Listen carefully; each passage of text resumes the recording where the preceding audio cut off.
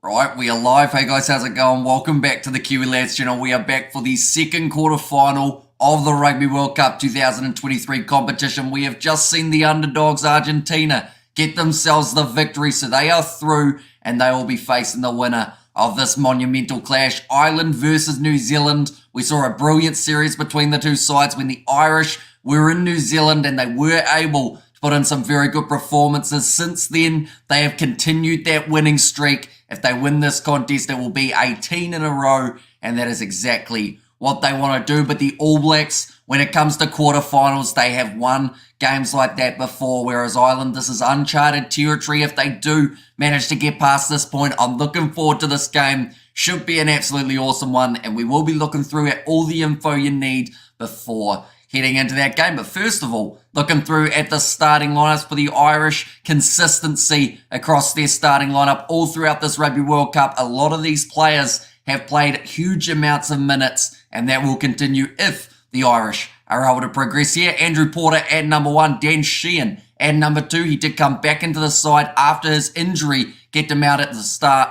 of the Rugby World Cup, and Tyke Furlong there at number 3. So the Irish, they will look to be strong up front, up against a little bit of a new look All Blacks front row. Although it's weird to say that because Ethan de Groot, of course, he's had quite a few minutes under his belt for the ABs. Not so much throughout this World Cup as he did end up with that red card. Tyrell Lomax recently returning from injury. He will be at 3. So if Ireland can put on that pressure early, it will certainly help them in the long run. Tyke Byrne at number 4 managed to score himself 2 tries in the opening contest up against Romania. Has scored one since. We'll be looking to do it again here. Ian Henderson at number 5. We did see that injury of James Ryan, which is why he will not be available. So Joe McCarthy instead finds himself coming off the bench. Peter O'Mahony at number 6. Him and Sam Cane. Of course, it's going to be a little bit of a rivalry from what we saw in that series between New Zealand and the Irish. Caelan Doris at number 8, a fantastic player who's been in tremendous form, and Josh van den Vlaar at number 7. The same can be said about that man. For me, he was the man of the match up against the Scottish. The way he was able to get into those breakdowns and help his side keep possession that little bit more. Jameson Gibson-Park, he will be the starting number 9 with Johnny Sexton at number 10. Now, that man has had a World Cup that, of course, he wants to keep on extending it as long as he physically can. It will be his last World Cup, Johnny Sexton, but the way he is playing at the moment, linking up with the backline that the Irish have got, has been must-see, and I hope he has a great performance here. Bundy Aki at number 12 with Gary Ringrose on the outside. Aki currently looking very good in terms of a possibility for that leading try scorer in the competition. Ringrose on his outside always gets those assists. They've got 2 men out on the wings who love scoring tries, and James Lowe and Matt Hansen, and then Hugo Keenan at number 15 to close out the starting lineup for the Irish. We will look through at the chat, and then we will be looking at the All Blacks starting lineup for this contest. Here we go, baby. I hope you had your shots, Hamish. Says, so I had some water, so hopefully my voice will last throughout the whole of this live stream. The Irish are lucky Beauden Barrett isn't playing fly half. Says Mumbo Jumbo Kiwi, although it's something that, of course, Ian Foster has really opted away from doing for the All Blacks. We've seen a couple interesting switches in the AB's camp, but we will be looking through at them in a very short moment. And come on, the ABs, you got this, says Andre, and go on the All Blacks. Ireland is in for a thrashing. All Blacks by 20 points, says Andre. So that is a lot of confidence. I feel like this game could go down to the wire. I've just got that feeling like the Irish, they will certainly be up for it. New Zealand, I would like to think that they've got the selection relatively right here, although that will be yet to be proven. And here we go, baby. And also, let's go to the AB, says DJ, and time to get the ribs cooking, says Dylan. Happy Saturday, everyone, says Caldwell. I feel sorry for them sheep in Wales tonight, says Bolo, and all the way All Blacks, South Africa, Cape Town, says Goldberg. And how many minutes before kickoff, says Nelly. So we have started extremely early on this live stream, ladies and gentlemen. The reasoning for that is anytime we've tried to do 60-minute build-up for one of these big games, we run out of time to talk about all that we want to talk about. So we've got 90 minutes of build-up for this contest, which will sound like a long time. Think of it as a little bit of an interactive podcast before we make our way into that match, which will be starting in only 1 hour and 20-ish minutes time. We have got seriously why the F is Cam Roygar not there, criminal to leave him out. So the reasoning behind that selection, we have got it, and we will let you know in a very short moment. That was a bit of a tease, wasn't it, rather than just telling you straight off the bat. We have got if Lomax runs like Daddy John, or like his daddy John Boy, that'll add some venom in the 4-pack. And that's the thing, he has been doing very well, Tyrell Lomax, with his running game. But the biggest problem in this case is just getting minutes under his belt. I'm sorry, Kiwi lads, I hope Ireland takes it. Obviously, a better matchup for the box, says Andre. There's no worries at all. At the end of the day, you guys know I will be impartial throughout this live stream, which I think will annoy a lot of New Zealanders because they'll be like, I'm a traitor. But then also, it's one of those scenarios that I feel like calling this game down the middle, the thrill that I will be able to get from just watching two great sides go head-to-head, like, they're going to be throwing absolutely everything into this contest, and that is what makes it so entertaining. That is what's going to make it so intriguing to see who walks away with the victory. Do you read out people's messages, says Polo? I try my best, but if they're going very quick, like they are at the moment, I probably won't get a chance to read them all. Hi again, getting ready. Thinking of you, Hamish. Good luck, my friend. Turn tomorrow, says Chloe. And this is the moment Ireland going to show why they are number one in the world. AB's fans, you'll see why this team has class, says. It was there from Dennis. And also Ireland, says Patricia. But looking through at the starting lineup, ladies and gentlemen, for the All Blacks, they have made quite a few changes compared to what we have seen for the Irish. Like I mentioned, Ireland going with that consistency throughout this Rugby World Cup comp, whereas New Zealand, they have made wholesale changes multiple times throughout these World Cup games. But Ethan de Groot at number 1, he is returning from his suspension that he did get a few games ago. Now it's interesting because hopefully he will be at 100% for one, and hopefully he'll find that form that he has been lacking throughout this Rugby World Cup competition. Cody Taylor at number 2 was always going to be the starting hooker for this game up against the Irish to go head-to-head with Dan Sheehan. And number 3, Tyrell Lomax. He had a bit of knee troubles in the last contest for the ABs. Will be hoping to be back to 100% for this match and maybe get to play a few more minutes than he did in the last game up against Uruguay. In the lock and duo will be Big Brodie Retallick at number 4 and Scott Barrett as the 5, a formidable duo that will be looking forward to the challenge ahead. Shannon Frizzell at number 6, Sam Cane number 7, and Artie Savia returns into the side at number 8. It was his first game off up against Uruguay. Every other game for 2023, he has played 80 minutes. So it's definitely going to be a fresh Savia at 8 for the All Blacks. Sam Cane recently returning from his injury. I talked about it on the podcast as well, the Rugby Recap, for anyone who hasn't checked that out. But I said about Sam Cane, in this game, he has a lot to prove because he's going head-to-head with what some people regard as one of the best 7s, if not the best 7 in World Rugby today, Josh van den Vlaar. So if he's able to match him, it will be a massive boost for not just Kane's confidence, but also I think the All Blacks supporters' confidence in what Sam Cane can do if he is able to match van den Vlaar here, which is not going to be easy. That's going to be one of the hardest days at the office I think Sam Cane has had in a long time.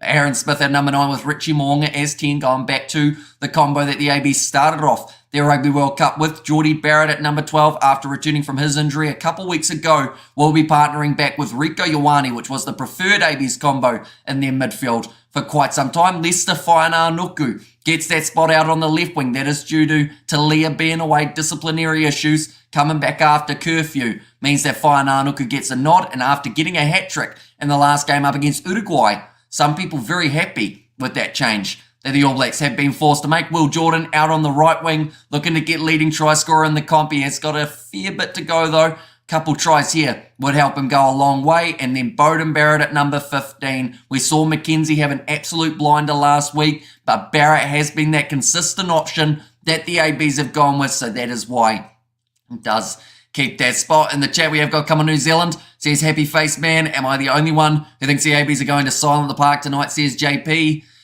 I'll be honest, I think it's going to be a close game. But yeah, it's very hard to tell which way it's going to go. I will mention that so far throughout the the quarterfinals, the underdog has won every single game. Only because we've had one, and Argentina, of course, getting themselves over the line in their contest up against the Welsh. Morena from Taranaki says, Tilly, welcome in. Hope you are doing extremely well as well. Roygard could have a broken arm and a leg. And I'll pick him over Christie, says Kerr. So yeah, I might as well mention it now. The reasoning that Ian Foster gave of why they selected Finlay Christie rather than Cam Roygard, he said it was defensively. Later on in the game, he feels that Christie will be able to get the job done when it comes to the tackling department. Now, the counter argument to that is Roygard has only missed 2 tackles throughout this Rugby World Cup. He made 9 from 9 in his last game up against Uruguay. He's had tries, he's had try assists, And up against a side like the Irish, I don't think you want to go defensive-minded in the later stages of a contest. You want to keep that attack rolling, because if the ABs, if the game up against France is anything to base it off, when they stop their attack later on in the game, that is when France started scoring tries. So for the All Blacks, I feel like they need to be the side trying to get on the front foot.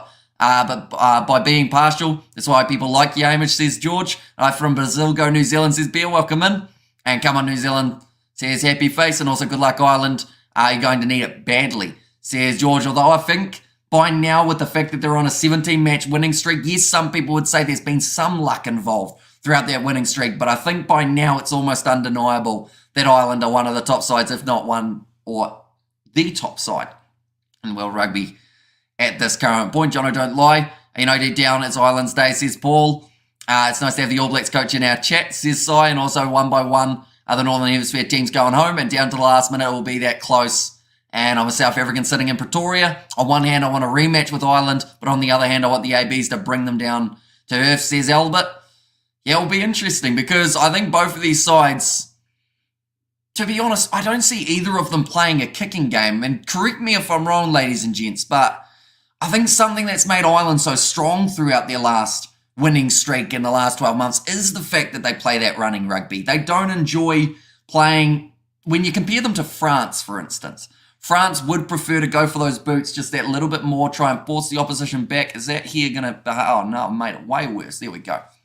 I'll set it up there. I didn't even do my hair before this. I've got a bit out the back that's sticking out, but luckily you guys can't see it. But yeah, I think Ireland's running game will be something that really helps them throughout this contest, and they will look to be quite aggressive in the way that they use it, because the counter-attack, we saw it in their game up against Scotland. When they were put under pressure, Scotland phase after phase after phase, but the Irish, when they get that opportunity, they do score tries, and they are actually one of the only sides, I believe, throughout this Rugby World Cup who had less than 50% possession, but still managed to get themselves the win there. Hello, Hamish. Why would you think you're a traitor? What was your prediction again with Itch, says Audio? I said either side to win by 6 or less, but I did say maybe if there was ever a time for the All Blacks to get one right, it has to be in this quarterfinal. They've got a lot to prove, because everyone remembers that Ireland versus New Zealand series that happened.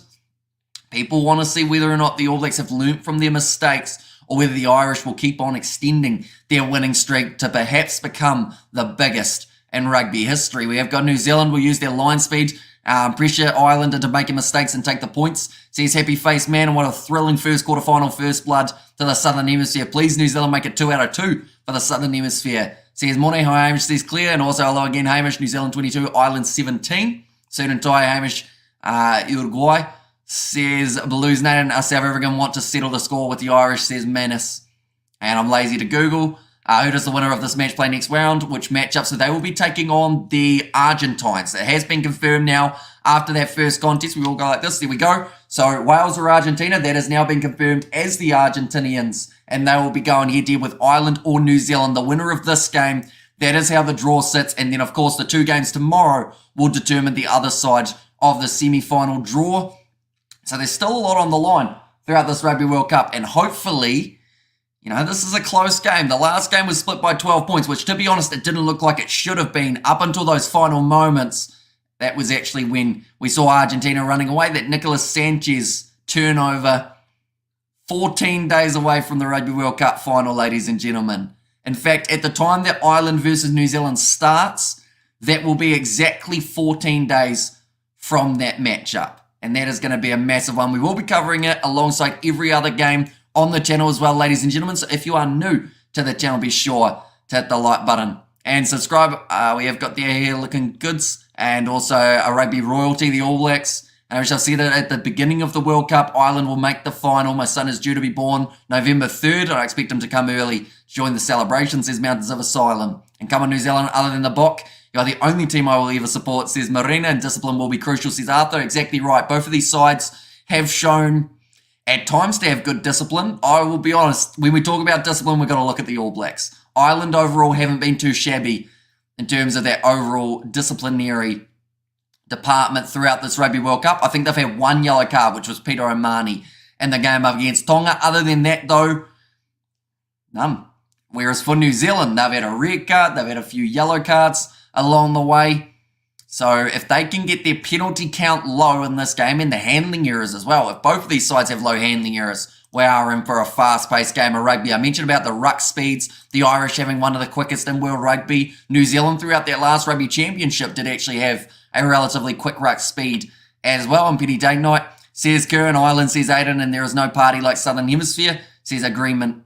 And there in Ireland versus France in the final, says Mountains of Ireland. There are a lot of people picking that the winner of this contest and the winner of the game between South Africa and France will meet each other in the finals of the World Cup. Looking through at the benches for this game, they do not look like New Zealand or Irish names. There we go. Those are looking a little bit more familiar. Ronan Kelleher at number 16. Now, something that we did see from the South Africans in the game up against the Irish was that little bit of extra pressure on the line out for Kelleher, and I believe that is also a reason why they have started Dan Sheehan. Look to see Brodie Retallick later on in the game really trying to apply that pressure. Dave Kilcoyne at number 17 and Finlay Bealham as the number 18. Joe McCarthy comes in. He's had one run so far throughout this Rugby World Cup competition, and to be honest, I thought he was pretty solid. So it is great to see him get another chance. Jack Conan, injury return over the last couple of weeks. He will be at number 20. Connor Murray, 21. Jack Crowley, number 22. Now, we've just seen Sam Costello for the Welsh, a young player, a young fly half, to come off the bench. And unfortunately for him, it wasn't quite his day. He did struggle. Whereas Jack Crowley, I feel like with the minutes that he's been able to build under Johnny Sexton, could be a game that he is very handy indeed. And then Jimmy O'Brien hasn't had a lot of minutes throughout the last few games, but now gets that 23 spot. So the injury list for the Irish, just while I'm at it, James Ryan, he is injured currently. Also missing, I believe Cian Healy is still out, and then Robbie Henshaw, another injured player.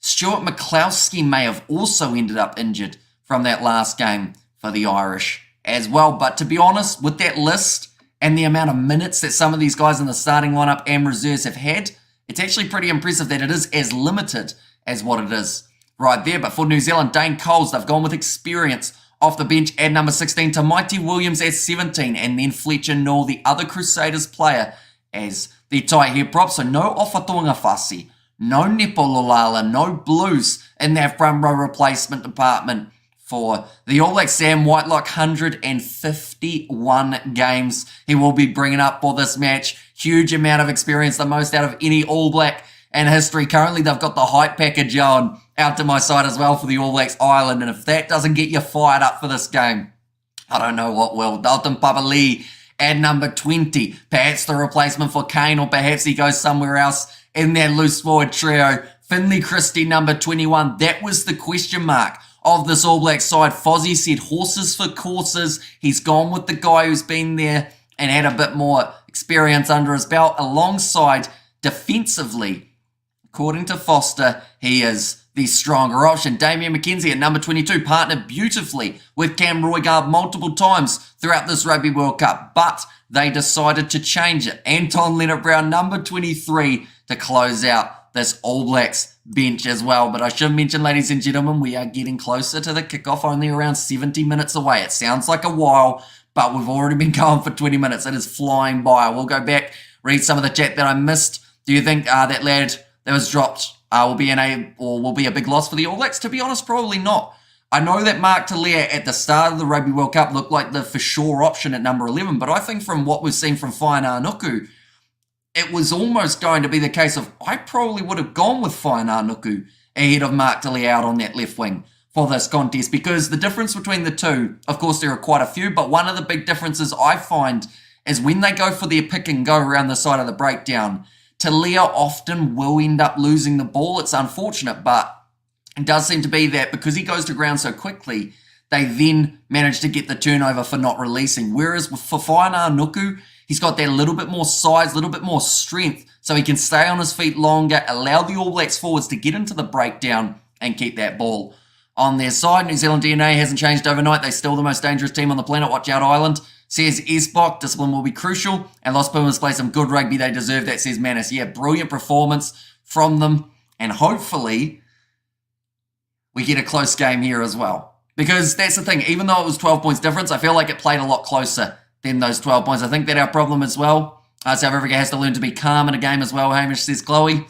And also, will it show it here? Says Raid. Sadly, due to licensing, if we show any match footage or audio, we do get taken straight off YouTube, but we will be doing the commentary throughout, doing the play-by-play, and then alongside that, we will be letting you know exactly where you can find the highlights straight after the game. I would like the All Blacks to win, but I want my revenge against the Irish in the final. From all the way Springbok, says Natasha. And what's the AB's odds against the best of the best? Hamish, foresee the future with your score, says Shane Newton. So they do come in as slight underdogs for this game, the All Blacks, which is a little bit of a different scenario than they've found themselves in. Even in their game up against France, they came in as favourites, New Zealand. But for this game, just dropping a little bit into the underdog category. No one I can really call a winner tonight. Ireland and New Zealand would both be worthy winners. Same goes for South Africa versus France, says Mountains of Asylum. Yeah, I think there's that little bit of sadness regarding this side of the Rugby World Cup draw, because we know that 2 out of the top 4 sides will be going home at this stage of the competition. Tonight is the night the people are going to see the real All Blacks, says Ellen. And also my prediction for the match is 20-17, says Morne Lagrange.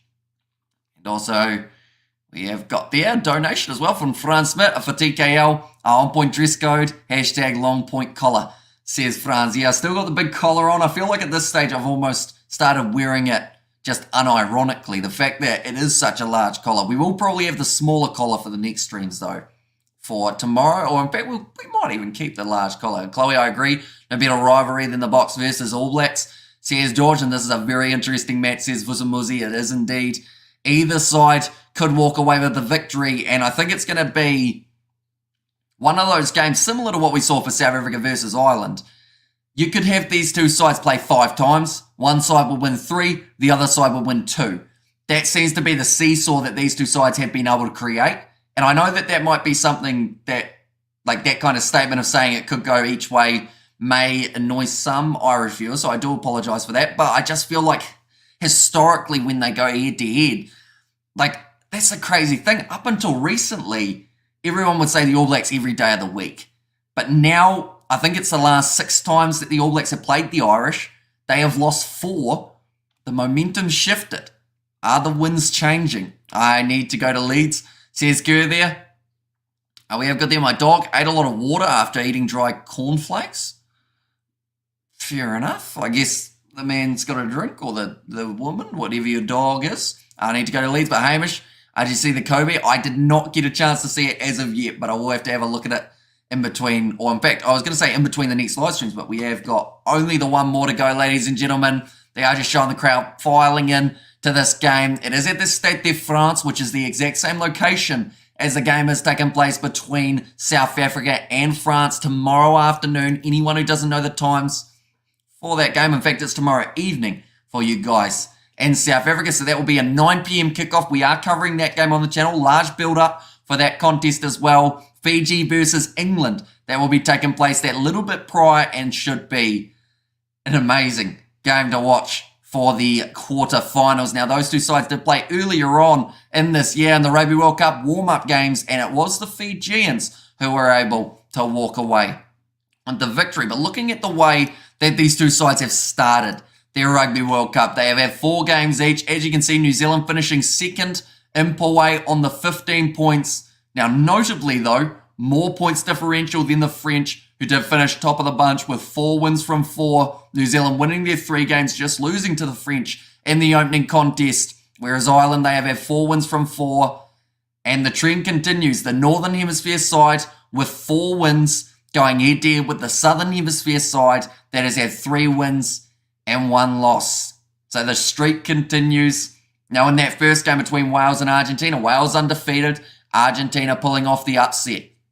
Is there going to be that exact same scenario here, or will it be the Irish, the number 1 side in the world rankings, who walk away with the victory? We have got there in the chat as well, 22-14 to New Zealand, says Nelly. And also, Hamish, your score prediction, says Andre, I believe this game is going to be split by 6 or less between these two sides. Get your beers ready, says Happy Face. And also, how long to the match, says Connor. We have got 65 minutes. So it's still relatively long time till the game does kick off, ladies and gentlemen, but we've got plenty more planned. We're looking through all the stats for these two sides throughout the Rugby World Cup campaign, seeing how they match up, and then, of course, looking through at their selections, deciding who's going to have the advantage. Ireland will win by 12, says Raz. And also, we have got there, you are a force of nature, mate, feeling nervous for the game. I honestly am, but not probably for the reason that you think I should be nervous. Of course, I am from New Zealand.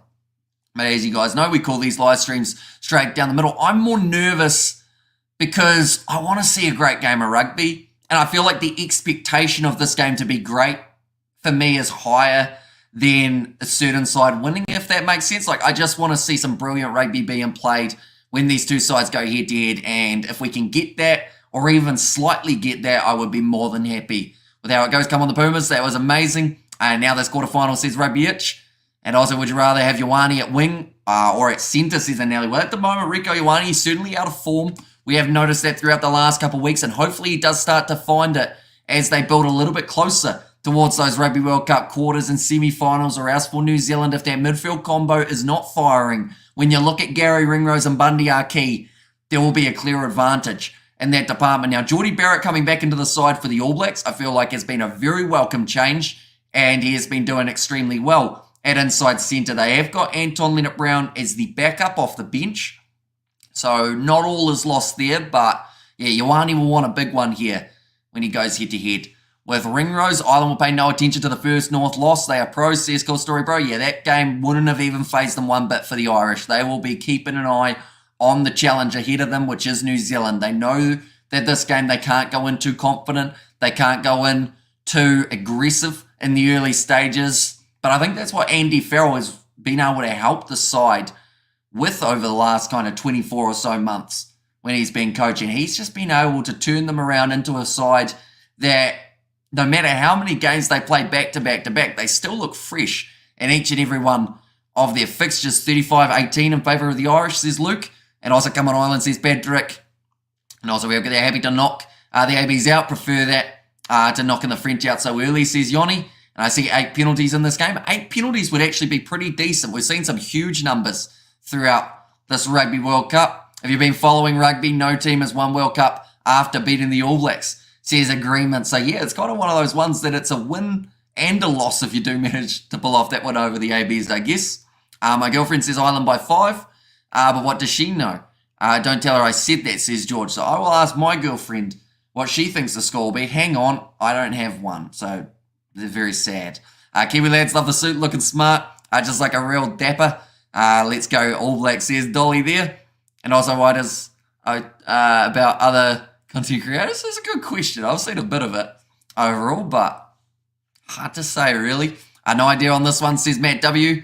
And also Ireland by 14, says Irish Flames, and also New Zealand to end the Irish winning run and deny them the first semi-final, says Stigman. Because that's the thing, when you look at the amount of levels at the moment for what is on the line for the Irish and also what is on the line for the All Blacks. But starting with Ireland, that will be, first of all, one of the longest winning streaks in rugby history if they manage to pull off this win. I believe it would be drawing with the All Blacks and England's winning streaks of 18. Alongside that, it would be their first ever time making it through to the semi-finals. There have been some brilliant Irish sides in the past, but each and every time, it's just that final hurdle that they haven't quite been able to get over. But I honestly feel like if there was ever a time for Ireland to do it, it is with this side that they have got at the moment. They have been looking sensational in their winning streak. All Blacks going to win final. ABs versus South Africa going to be a tight in the first half. I'll pull away in the second half, says Dylan. And low Irish, says George. And also there'll be no surrender, says Stephen. And there as well. I'm crazy to think Samoa almost broke their winning streak, says Dwayne. They were extremely close in the way that they went in that warm-up game. And I think that, Samoa probably a team that slightly underperformed in this Rugby World Cup. Will the game be shown here? Sadly, due to licensing, we're unable to show the match footage, but we will be doing the play-by-play commentary, looking through its stats, looking through everything that is happening, as well as what has taken place on the field. This is what makes you Hamish. So well liked by your honesty, says Chloe. And also, do you wear that tie for a bet, says Dennis? Nah, it's just the one that I got. So it seems to be the one that does stick around that little bit longer. The fans will get Ireland over the line, says Rob. Yeah, the atmosphere at Stade de France is going to be insane because both sides going to be cheering big time for their teams. It's going to be pretty awesome. I asked my girlfriend, hang on, I don't have one. That was brilliantly done, says just in case. And also, they are not lining up. How are they not lining up for you, bro, says Sai? Well, because I have a terrible sleep schedule. I am pretty much nocturnal in New Zealand hours, and I don't leave the house. So not really a combination of things that say take me off the market. Dump the girlfriend, says good story, bro. And also, the empty rugby stands in New Zealand tells you where rugby's at in New Zealand. Very sad state of affairs. And Box don't want New Zealand, says Grant Bundyaki won't be able to handle New Zealand. Tell you what, looking at some of the stats he's had throughout this Rugby World Cup, though, he would probably disagree. Like, looking at what he's been able to do. First of all, looking at the tackle stat, we will go with for the Irish. So we're not quite at Bundyarki's department, although so far throughout this Rugby World Cup, he has made a total of 22 tackles. The leading tackle, though, it was 48 made by Caelan Doris. My wife said I can't have a girlfriend, says Elliot. How selfish of her, eh, Elliot? No, that's probably understandable, isn't it? I just hope the ref isn't the difference. In this match, the officiating in rugby union has been appalling. Let's hope we aren't talking about the TMO and bad calls. Yeah, exactly right. And I think that's where some of the nervousness comes from as well. I don't want to see a game heavily impacted by the referees having to go upstairs, checking every little thing that they do. I hope it's free-flowing. Now, I should mention, referees in charge for this game, Wayne Barnes, he is going to be the head referee, Matthew Carley and Christoph Ridley as the assistants, and then Tom Foley as the TMO. Now, we did see Jaco Paper in the last game actually get injured as the referee, so we saw Carl Dixon coming in. So if that was the case of an injury, I believe that Matthew Carley would actually be the man who steps up. Do you even have a sleep schedule? Because I really doubt that you do. I don't. I pretty much just sleep when I get the chance in between doing the live streams. When does the game start? It is just under an hour's time, and so we are getting closer. Still got a lot to look through in terms of stats and everything along those lines for these two sides. And come on, the All Blacks, your South African fans are cheering for you every day. You mentioned to play cricket or played some cricket yourself. You consider yourself an all-rounder? I would say so. I have to open the batting, which is slightly unfortunate, as I do like batting down the order a bit. But I bowl a bit of leg spin, but I don't think the captain likes me because he doesn't bowl me. We bowled 40 overs in the last game. Didn't even get the nod. And it was on a grassy wicket as well. That would have been a field day. We got there who was replacing Barnes, says Gur, so I guess it would be Christoph Ridley in that case if they did keep on going through. Kia ora, bro. I love your channel when I subbed. Says Santos, thank you very much. Anyone else who hasn't already, be sure to hit that subscribe button. We have currently got a huge amount of support on this live stream already, and we are still building towards this Rugby World Cup game. But we are currently 41 away from 37,700. So let's see if we can tick over that 31 more in the very near future. No, Roygard says happy face man. And to be honest, I think that is probably the biggest mistake Ian Foster has made in terms of his selection. Is your batting as good as your golf? Says Iko JB. Although my golf went all right on Wednesday. I got round of the day at the local golf course. So I'll take that every day of the week. Hopefully we can match that in the next time. I already subbed, says Undeli. And also, what do you think of this match going to extra time? I'm predicting 23-20 to New Zealand. I mean, if it went to extra time, it would certainly add that little bit of extra excitement on top of what is already one of the most talked about games of this Rugby World Cup thus far, alongside, of course, France versus the Springboks. See a few differences in terms of the lineups that they have selected. And in this game, I think it's that consistency of Ireland's strong starting lineup up against the All Blacks, who have been slowly building their form over the last couple of games. TKL going to cover Waimiri 50. Not that I know of. I don't think I would be able to pick up the licensing for it. I mean, I could always ask, see what they say, but I think they would probably say no. Looking forward to 40k subscribers, says Albert. And also, not too long ago, we were hoping for 20,000. Well done, mate. Says Josh, thank you very much, mate. Hugely appreciated. And yeah, it's been awesome having so many of you guys sticking around. Also, new people coming into the channel. We have got their tries or kicks.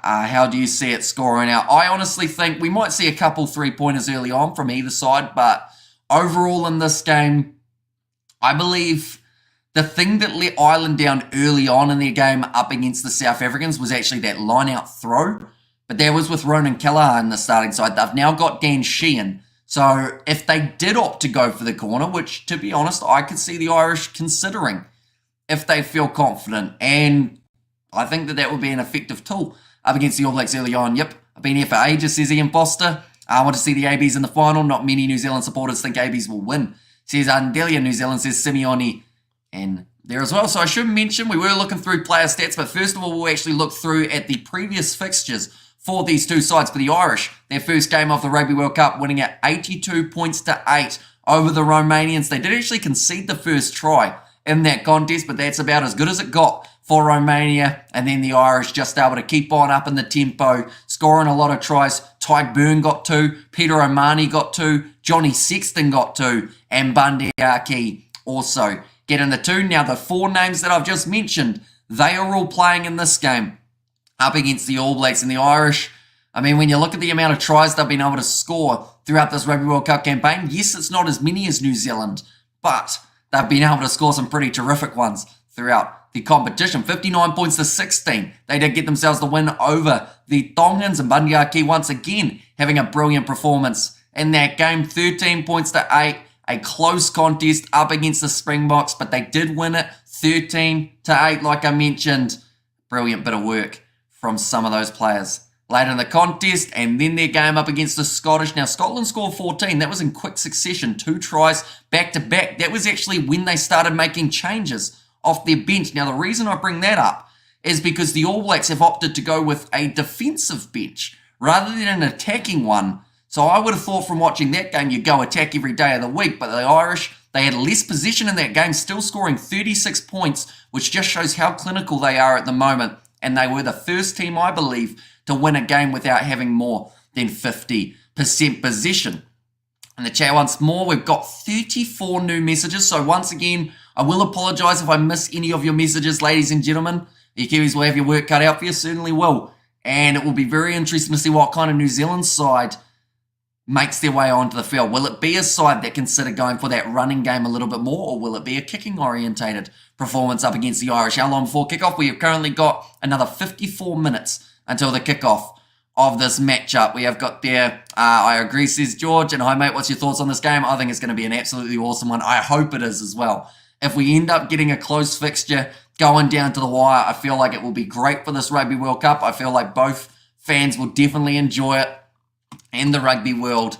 It's a lot on the line here. Like we've mentioned, Ireland looking for their longest ever winning streak. New Zealand at this point, they are looking to try and break that winning streak, which actually started. That's where there's a little bit more history between these two sides. The first win of that winning streak was up against New Zealand.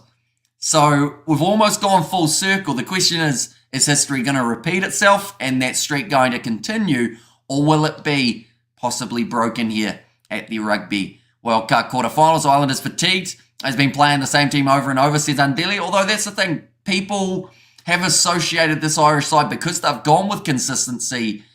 People assume that they are tired, that they are hurt, that they're all nursing little injuries. I think this Irish side, for them to be able to play well, they do seem to need to go with that same lineup back to back to back. And it's shown effective throughout this Rugby World Cup. They had that rest week.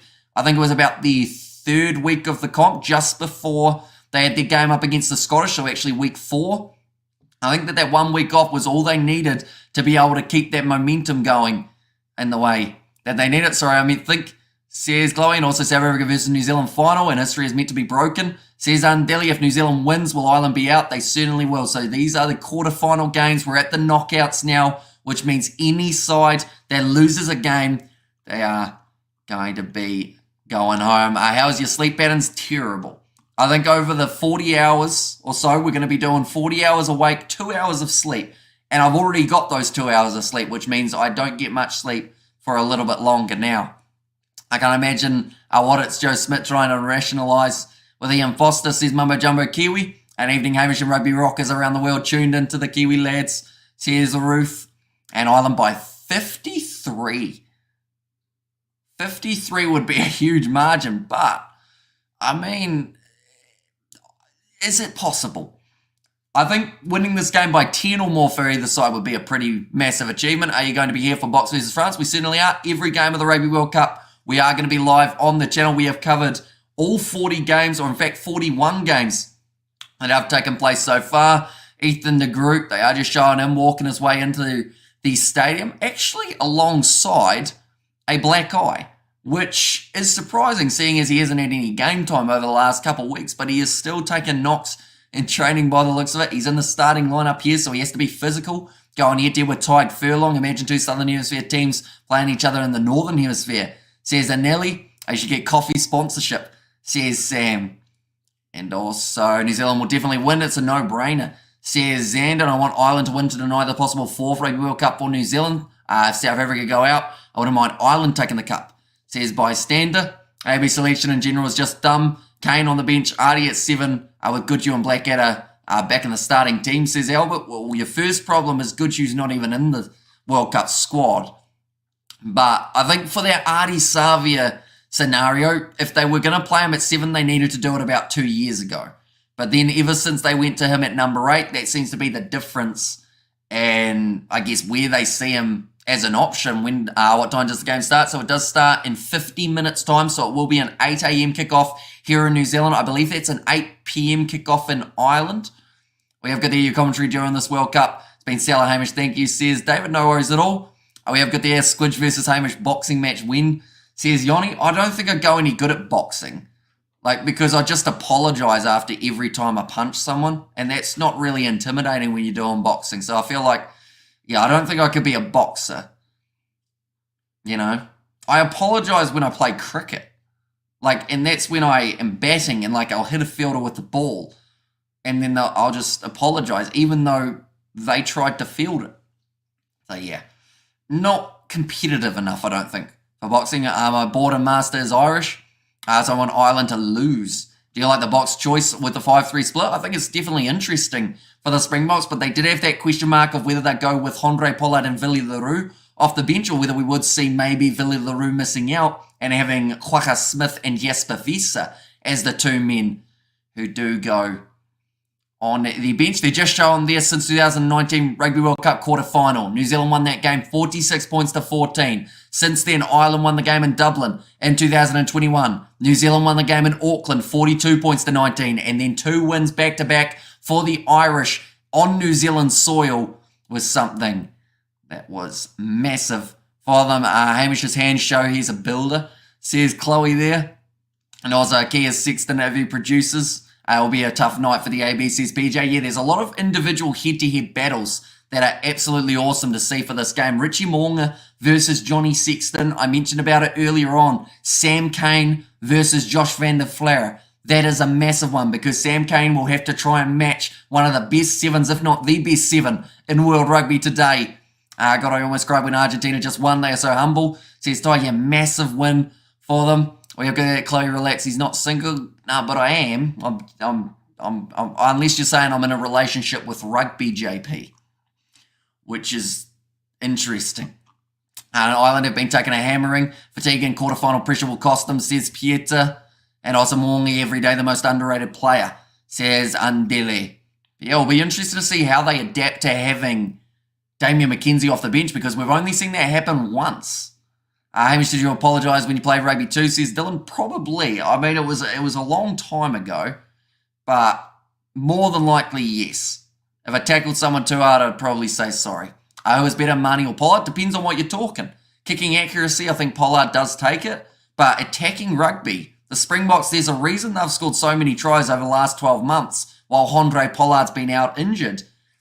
And his name is Marnie Libok. The way he's able to set up their backline is absolutely phenomenal, and I think it's going to be awesome to see how it goes for their game tomorrow. Of course, that will be the last game that has taken place in the Rugby World Cup quarterfinals. I should mention, for the odds of this game, New Zealand come in as slight favourites, $2 favourites compared to the $1.80 of the Irish, so there's still, that's not a huge split, so it's anyone's game. Now, the draw is still an option. I should mention, if this game does go to a draw, it will be, of course, the game continuing, as we cannot have a draw for the quarterfinals. Then from there, if it's still after extra time and still a draw, I think it goes to a kickoff, and then that just keeps on going until someone wins. Although I'm not too sure when it comes to what they did in the pool stages. Maybe some of that will come into it as well. Okay, there, Sam Cane needs to show proper captaincy tonight. McKenzie will be contained by Bundy, so please rest him, says Andeli. Hamish looks like he will enjoy cage fighting. I mean, I like watching the UFC. I would never be able to do it because I'm too, I was going to say too nice, but then calling yourself nice sounds weird, doesn't it? Or it kind of sounds, well, is it arrogant to be nice? I don't know. I couldn't hit anyone, which would be tricky in some sort of mixed martial art. What position do you like playing, says Rudy? I actually used to play out on the wing because I was one of the smaller players out there on the field. Then I learnt that our back line didn't pass, so I was just tackling all game, every game. New Zealand will win, says Seo Lapal there, and keep penalty count low, and the ABs will be in the fight. Soon as we go down to 14 or 13, say goodnight, says Andy Surfer. I don't know if you meant to have that rhyme, but if you did, very nicely done. 45 minutes to go, says Happy Face, so we are getting very close to the start of this game. James Ryan is a big miss off the bench, hoping for a big show from Big Joe McCarthy. I think that McCarthy, in his first game that he played in this Rugby World Cup, showed that he is definitely up for the task of coming off the bench or starting for the Irish. The ABs just need to hold the psychological high ground. They must not, under any circumstances, be on the back foot, says David the Mob. But looking through, once again, it's some other stats, ladies and gentlemen, when it comes to players. I mentioned about Caelan Doris being the leading tackler for the Irish. He has made 48 tackles so far throughout this Rugby World Cup. For the All Blacks, their leading tackler is actually coming off the bench. In fact, they've got co-leading tacklers, 26 apiece. That is for Dalton Papali'i, and that is also Sam Whitelock. So the fact that they haven't got either of their leading tacklers in the starting lineup, I guess, is a bit of a concern, but I should mention we have seen a lot less of these players out there in the starting side than we have seen for Ireland. Does the winner of this game versus Argentina? They certainly do. So, yeah, it could be an exciting one, either all Southern Hemisphere or a nice mix-up of Ireland versus Argentina, a match that is absolutely awesome when we get to see it. Southern Hemisphere all day. Is showing the game or just commentating? Says, oh, well, we are just commentating. For this one, due to licensing, any match footage or audio would get us taken straight off YouTube, so that is why we are just doing the play-by-play. We will be letting you know exactly what will be taking place throughout this match. But looking through at some of the other stats, clean breaks. Will Jordan so far for the All Blacks throughout this Rugby World Cup competition has had a total of 9. Now, he has not played every game, but someone who has is Bundy Aki. He has also had 9 clean breaks throughout the competition. Gary Ringrose and Mac Hansen both having 6 each for the Irish, and then the second highest for the All Blacks is actually Caleb Clark and Damian McKenzie, both having 6 each. McKenzie coming off the bench, no Caleb Clark in this All Blacks lineup. Another clean break stat for the All Blacks, Cam Roigard having 5 so far throughout this Rugby World Cup, but they've opted to go with the defensive option rather than going with the late attack. So I'm confused a little bit, but I'm also curious to see how it does end up going for this one. And thanks for the great bit of crack on here. I'll have to watch, or to old Mikey's, to watch it on my own. Promised him before he left us we will watch together. Thanks, mate, for helping me to watch the game. Thanks, man, says Dennis. So hopefully you do enjoy the game. It's quite close to taking place, and yeah, hopefully it is an awesome one and lives up to the expectations that a lot of people have got. For this game, you are a nice person, Hamish, and I think that is fabulous, says Stulf Burger. In all caps, is that the other account of... I've forgotten the name. Chloe. Is that your other account, Style? Maybe. And also Ireland all the way. And also, I am from everywhere and nowhere at once, says Krampus. And Hamish, you're looking dashing in that black suit. Fabulous, says Ruth. And there is on, can't wait to see the Haka, says Rudy. Yeah, there's got to be a little bit of extra passion, I think, from the All Blacks when they make their way out onto the field today. Because up against a side like Ireland, you know that it's going to be structured to a certain extent. Ireland love playing a strong game where they are able to get it out of that breakdown and just keep that ball moving. Are you showing the game on here? Says Ian, sadly not. We will just be doing the commentary. That is due to licensing, but you won't be able to find the game anywhere on YouTube unless, of course, it's on and then it gets taken straight down. But more than likely, there will be no footage at all across all of YouTube for this Rugby World Cup. We have got there who let Crumpers in, says Dylan. All cats is claimed by Chloe, says Bystander. And also NZ says Batman, and I'll be curious to see how the Irish approach the Haka, says Andy Surfer. And also we've got the Ireland all the way. But I should mention, for anyone who wants to watch this game, if you go onto the Rugby World Cup website, there is the option of where to watch, and then from there you'll be able to see where it is available depending on where you are in the world. Our thoughts on our defensive structure compared to theirs, says Jack Daniels. I think that the All Blacks, In terms of defensively, of course, we've seen quite a few missed tackles for a lot of defensive lines throughout this Rugby World Cup. Ireland have not missed a huge amount of tackles throughout this Rugby World Cup. For New Zealand, I don't think it's so much their structure that's the problem. It's normally that first man who goes in the breakdown and then ends up giving away the penalty for the ABs. Their discipline. It's going to be so important. Who is the ref for this game? It is Wayne Barnes as the head referee, then Matthew Carley and Christoph Ridley as the two on the touchline. And then from there, the TMO for this game, I'll just quickly make sure I got the right name. It is Tom Foley in charge of this one for the match official. And I am hoping that he's not heavily involved throughout this game. I feel like this is one of those games that if it's free-flowing, it's going to be match of the tournament. And I say that hesitantly because, of course, that's a lot to live up to. We've had some brilliant games throughout this Rugby World Cup. My head says Ireland, my heart says New Zealand, says Russian.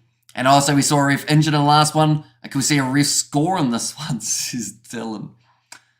I mean, sometimes we see the ref catch the ball, don't we? New Zealand have a new Prime Minister tonight, says Mumbo Jumbo Kiwi. A nice Albert, says Gerhard in there. And the beginning, says Gabriella. The beginning of the match is going to be starting in 40 minutes' time. So we are actually getting extremely close to the start of this contest. What do you think of Jaco Piper's injury? I felt so sad for Jaco Piper. Yeah, it was very unfortunate that he did end up with that injury in the game. And I feel like it changed the way that both of the sides had to play because they did have to adapt to the new referee. Are you putting the game in this live full screen? Says Palolo. We are not. No, sorry. We are just doing the commentary for it due to licensing and broadcasting restrictions. Cracker of a game coming up, watching from India. Says it was Krishnan. So I will ask the question, ladies and gents. I haven't asked it yet, but we're going to ask it now. We are sitting 40 minutes away from kickoff. Score predictions. What are we going with, ladies and gents? Who do you think will be winning this quarter final match as Ireland head coach Andy Farrell? 36 wins, 8 losses, an 82% winning record, which I believe is a lot higher than Ian Foster has for the All Blacks by quite a drastic margin. As well, in 40 minutes, sweet. Going to make some wheat bix. And Ireland will win this game. New Zealand will win with the help of the ref, says Ashley. Although it seemed to be more New Zealanders were concerned about the referee rather than the Irish. But it is something that I've been not so much annoyed about, but something I have noticed throughout this week is everyone is already saying that the referee is going to win this game rather than looking at the two world-class sides that are taking to the field for this contest. Like, yes, there's been some inconsistencies and the way the referees have policed this Rugby World Cup. But at the end of the day, you've got Ireland, you've got New Zealand, two sides that are absolutely sensational, and it would be a shame to have, I guess, it's always nice looking at it without looking at the ref, if that makes sense. For myself, anyway, I always find that if you're looking at the rugby rather than going into a game thinking this team's going to lose because I think that the referee's going to have a bad game, like, I think you'll find it much more enjoyable when you get to sit back, relax, and just enjoy the rugby for what it is. New Zealand won't win this game, or won't lose this game, not a chance, says Ty. And also we've got there 20 Ireland, 15 New Zealand. And also a woman like a man, out, show them your whiskers, says Mumbo Jumbo Kiwi. And also 22-18 for New Zealand, 20 to the Irish, 15 for New Zealand, says Duff Bad. And 20 New Zealand, Ireland 22, rewatching Wales versus Argentina. American free to we are until this one, says Gus. And yeah, it's a fantastic game, that one, going down to the wire, of course, which is exactly what we want for this contest as well. Ireland 26, AB's 31, says Aroni. 26-23. I'm not seeing a huge split in terms of points. In fact, I think the biggest split was probably about 6 points, if I'm right, or maybe even 7, or New Zealand by 8. I see there as well from a end, although Jack is going 28 points to 12. The All Blacks to win this game. And shame about McKenzie, says Tar. What's happened to him? Is he injured, or is he just off the bench that it is a shame that he's not starting, I guess? And Chloe, great community here, minus Crumpus, says bystander. And don't let the rest come on. I can't be 100% all the time, says Rudy. That is true. And at the end of the day, 80 minutes of a game of rugby. You might have 1 or 2 decisions that don't go your way, but you've still got the other 78 minutes to play and try and show exactly what you can do out there on the field. So I think that both of these sides, we will see a few of the penalties given throughout this contest just because of the fast nature of the breakdown. It's certainly going to be a hard day at the office for Wayne Barnes to watch the breakdowns as efficiently as he can. And greetings from Argentina. Let's hope Ireland gets the win tonight, says Juan in there as well. And also, like a Goff Roof says good, hard, and also high from Cape down by 21 for the New Zealanders, says morning. And I agree, Hamish. Look at the previous game, says Chloe. And Mackenzie and Bowden Barrett will be the match winners, says Xander. And I think a lot of people are looking at Bowden Barrett in terms of what he can do. Can you show the scores of the last 5 games for New Zealand and Ireland, says Xander? That is a stat that I do not have, but I can tell you the last time that these two sides played and the time before that, Ireland were able to win both of those fixtures. Then New Zealand winning it by about 30 at Eden Park. The game prior to that was played in Ireland, and they were able to get themselves victory there. And then the last Rugby World Cup, New Zealand won at about 44 points to 12, I believe, or somewhere around those lines for the last 5 results. We've got there New Zealand 24, Ireland 19. Good morning from California. Great to be here listening to you. Says Michael, it is greatly appreciated you being here as well. Will you be live streaming the game for us? Where can I watch from other than Supersport? Unfortunately for South Africa, I believe Supersport is one of the only options. I know that there's been some games on SABC, but I don't think that that's games outside of South African games. But yeah, SABC is probably your other option. Was the final win predicted for the Wales-Argentina game, says Arthur. So the prediction in terms of, or the odds actually had it in favour of Wales. So an underdog from the Southern Hemisphere has walked away with the victory. New Zealand are underdogs in this game against the Irish. Watching from Sydney, says Chief.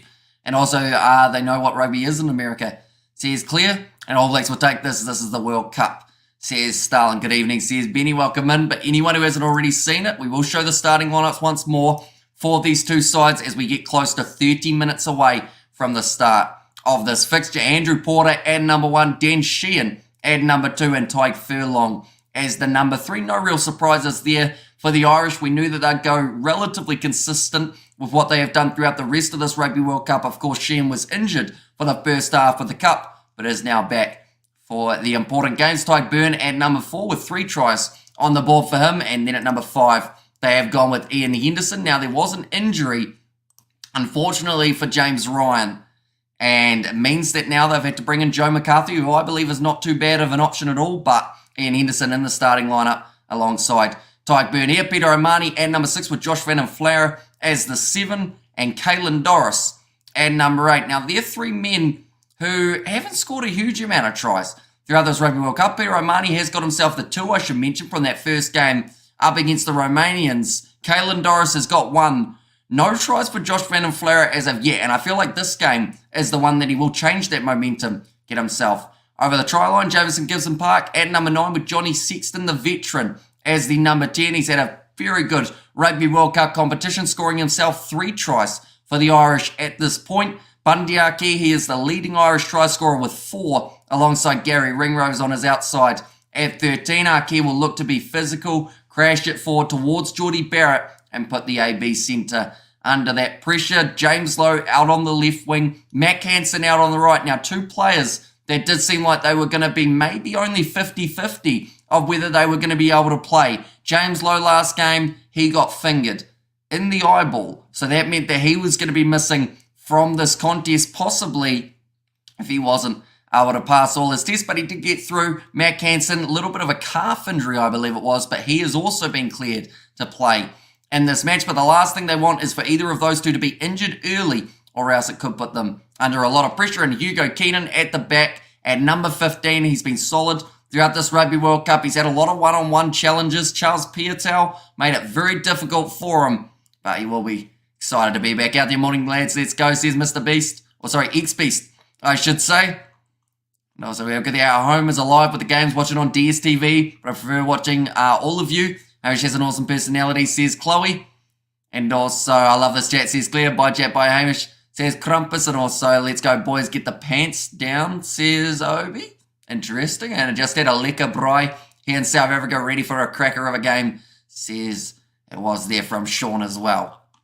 And no mercy in this game. And also, Fabulous commentary on the other, on every match, Hamish. Excitedly waiting for Ireland, New Zealand, says Judy. Yep, we have done every game of the Rugby World Cup thus far, ladies and gents. So if you are new, be sure to hit that subscribe button. We are 7 away from 37,700. So if you do want to help us just get there, they're a little bit closer, be sure to hit that subscribe button. Only the 7 away. For the All Blacks, though, we will look through at their starting lineup and what they have gone with here. Now, I should mention their leading try scorer is not in the starting lineup, that being Damian McKenzie, who has got himself 5 tries so far throughout the Rugby World Cup. But Ethan de Groot coming back into the side after his suspension. He will be playing at loosehead prop. Cody Taylor at number 2, and then Tyrell Lomax slotting in as number 3. Brodie Retallick at 4, and Scott Barrett at number 5. A lot of experience in the locking duo, and even more to come off the bench for the ABs with Sam Whitelock. But Barrett, he'll want to be physical in this contest. Brodie Retallick looking for those line-out steals. Try and get the ABs on the front foot. Shannon Purcell at number 6. He did start the Rugby World Cup injured, but has come back in quite nicely. Sam Cane at number 7. He needs a big game because he's going head-to-head with Josh Van den Vlare, which is not an easy day at the office. And then Artie Savia. He was rested for the last game up against Uruguay. The first time in 2023 that we did not see Artie Savia in his starting side. He is now back at that number 8. Aaron Smith and Richie Mo'unga was going to be the preferred combo that they did go with for this contest, opting for Mo'unga at 10. It's been pretty accurate with his kicking overall throughout this Rugby World Cup competition, also getting a few try assists along the way. For the Kiwis, Geordie Barrett and Rieko Ioane, the preferred ABs combo. They decided to stick with it here once more. Barrett versus Bundy Aki is something that is definitely must-see, because those two, they both like to play that crash ball, although you'd have to say crash ball-wise, Bundy Aki probably does get that advantage, but perhaps it's a little bit of what Geordie Barrett does off the ball, and defensively, they may give him that little bit of an edge. Rieko Ioane on the outside, a man who is out of form, but will be looking to find it here, and it is the perfect game to get it right, because if he does, should find himself in some open space. Lester Whainarnuku and Will Jordan, the two Crusaders wingers, both scoring 4 tries throughout this Rugby World Cup each. They'll be looking to extend on there. Here, Whainarnuku into the lineup. That is due to Mark Talia's disciplinary issues, but I believe that Whainarnuku would have been selected anyway with the way he's been able to work throughout this World Cup, coming off a hat-trick in his last game up against Uruguay. And then at number 15, Beauden Barrett. McKenzie was phenomenal last matchup, and anytime he has been thrown into the starting lineup, but Beauden Barrett with that experience, they are just showing here Richie Mo'unga, 8 defenders beaten so far throughout this Rugby World Cup with 238 metres run, will be a dangerous option for the ABs. This All Blacks team is coming and bruised and with force. Says Sean, All Blacks will win, says Revenger, and cannot afford DTSV. Thank God for the Kiwi lads. Hi from Namibia, Amish. And also boxing the All Blacks in the final, says Kokos.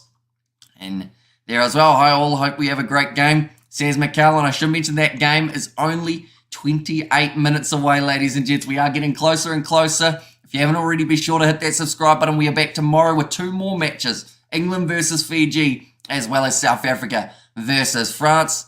We have got there, Hamish is criminally underrated. I'm certain a majority of the chat would agree, says Bystander. And let's go to Leo, says Oleg. And how far till the kickoff? Only 27 minutes remaining. You are the greatest rugby nation of all time. You deserve to be in the final. Let's go, ABs, says CBB.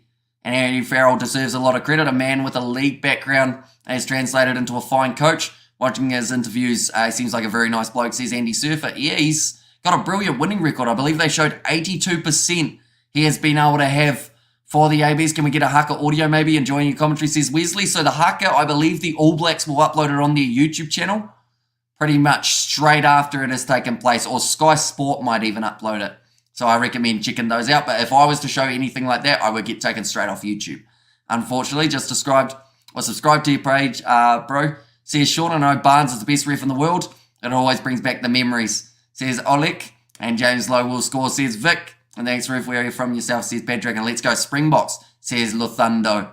And are they going to show the game on YouTube? Sadly not, but your best bet is going to be, if you go onto the Rugby World Cup website, there is a tab up the top in the corner that says where to watch. Depending on whereabouts you are in the world, will depend on your options for being able to watch these games. But, some options are free, some are unfortunately paid subscriptions. Ireland break it out and show them, says Vic. I love Hamish. Good tone of voice that does not increase your blood pressure. South Africa, Cape Town. Says Goldberg, could you do the Haka, Hamish? I would embarrass myself if I tried to do the Haka, that is for sure. This Haka will send chills tonight. The black gear of the mighty All Blacks, no mercy, will be shown to Ireland. And even if Ireland lose this, they have played such amazing rugby. It's been a treat to watch them. Can keep their heads high regardless, says JP. Yeah, massive winning streak for the Irish. 17 games in a row. That does not happen by accident. This side has been very good throughout the last little while. I am about to sneeze one moment, ladies and gents. We will go like this.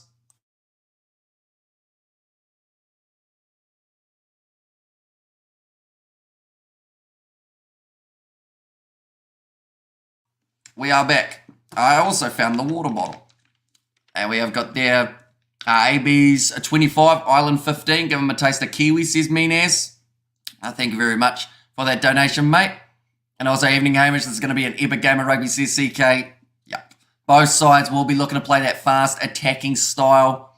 And I honestly feel like the way that this game is setting up, I said it earlier on as well, match of the tournament could be on the cards here. And Blessy Rose says, Sean, I'm in reunion and it's free on TV, says Young. And also, England destroyed the Haka. And now why did New Zealand change the Haka from time to time? So they've got a couple different versions of the Haka. So they've got Kapo Panga and then also Kamate is another one. I'm not too sure which one they'll go with here for this matchup.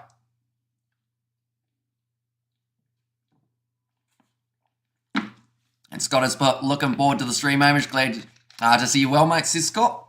And also the thirst, waiting for that yawn, says Chloe. Although we haven't actually yawned throughout this live stream or any of the live streams tonight, which is pretty impressive. Because normally, with the lack of sleep, I would have thought that one or two would have kicked in. But I think it's just that adrenaline or like that momentum of the fact that these are two massive games in the Rugby World Cup that there's just no way of being sleepy when they are taking place. Do drop goals come into the equation, Hamish? Ooh, I don't actually know. I feel like Ireland would be more likely to go for a drop kick if they had the advantage with Johnny Sexton. But to be honest, I think the Irish in this game, if they have advantage and they're that close, they will still go for the try. They will try and break through that defensive line. Logically, France and New Zealand should make it to the semis. Says Young there. And also we have got there for Ireland to make it to the semi-finals. They need to break the habit of a lifetime, says Bruce. Although it's one of those ones that if there was ever going to be an Irish side to break that streak of getting knocked out in the quarterfinals, I honestly feel it is this team. They have looked like a well-oiled machine throughout 2022, 2023. And I think that they've got a lot of potential here to go well throughout the competition. Looking through at the reserves. Ronan Kelleher, number 16. I mentioned about that line out. Of course, it will have to be extremely accurate here for the Irish when it is later on in the game, as those little moments could be the difference between a win and a loss. Dave Kilcoyne at number 17 and Finlay Bellum at their number 18. Joe McCarthy at 19 coming in for the injured James Ryan. Jack Conan, recently injured, but he now returns into this Irish side. Conor Murray, Jack Crowley and Jimmy O'Brien will be the back replacements for the New Zealanders. Dane Coles at number 16, number 17 to Mighty Williams and number 18 Fletcher Null. So two Crusaders props building up a little bit of chemistry there. No Blues players in terms of those front rows. No Ofa Tuangafasi or Nepo Lulala. Instead opting for the Satyrs, and Dane Coles going for more experience rather than Simasoni Taukei'aho. I think that might also be line-out accuracy that the All Blacks are looking at. There's Sam Whitelock at number 19 with Dalton Papali'i as the 20. Then Finley Christie 21. That is, to be honest, the one that could change this game. And not for a good reason. I think that that could cost the ABs depending on how it does go later on. Damien McKenzie at 22 has been partnering very nicely with Cam Roigard. He has scored 5 tries throughout his Rugby World Cup campaign as well. And then Anton Leonard-Brown at number 23. They are just showing there Sarah Hirni, the women's rugby player. She'll be excited for this contest, although they are saying the nerves are there. We've got a donation as well from Troy. Thank you very much. A US TV stream starts at game time. Thanks for providing the build-up, brother, says Troy. No worries at all. And, of course, we have got plenty more coming up, ladies and gentlemen, after this live stream. Tomorrow, we have got England versus Fiji, as well as South Africa versus France. So 2 massive games. Sexton will dominate this game, and the All Blacks need to have good insight, keep up with the game, with the run of the game, says Vic. See, that's the thing. I think New Zealand will try and rush up and shut down Johnny Sexton, but then if he can get that pass away, Sexton, that is where our key, that is where Ringrose, Lowe, Hansen, all those men in the back line could find themselves just a few more breaking opportunities. And the AB's defence, and Ireland is going to smash New Zealand, says Fortnite King.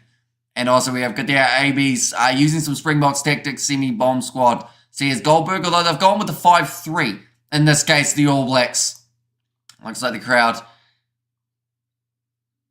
they are absolutely loving it at the moment in one of the rugby grounds, or one of the rugby club rooms here in New Zealand. Hello from Dunedin, says Matthias. Welcome in. And game of the tournament, says Vasimatha. And then how long till kickoff? Currently, only 20 minutes till the game does take place. Can the UK please get rid of these ex-women rugby players as commentators? It's men's rugby, says Nicola, although women do commentate men's games and men do commentate women's games, so I feel like there shouldn't be a problem in that regard. You guys are smoking the strong stuff. I think the Irish are losing this match, says Jeffrey Thomas. And also Fiji will destroy England. This World Cup has been twisted, says Sean. And underdogs are dominating, says Sean. Yeah, so far in the quarterfinals, we have seen one underdog from the Southern Hemisphere get themselves the win. Now, the All Blacks in this game do come in as underdogs, although I will mention, as we get closer to kickoff, the odds have actually closed up a little bit more. New Zealand were $2, now I believe sitting $1.97. Now, oh no, they've gone back out to $2, so a little bit of late money going on the Irish. People feeling maybe they can continue that winning streak. It's going to be a great game, and we are getting very close, ladies and gents. Only 19 minutes away, like I mentioned, for anyone wondering about how the campaigns for these two sides have gone. For the Irish, they have managed to get themselves their 82 points to 8 win over the Romanians to start off the Rugby World Cup. A lot of tries coming there. Also, I should mention, 4 doubles. Peter O'Mahony scoring 2. Tyg Byrne scoring 2.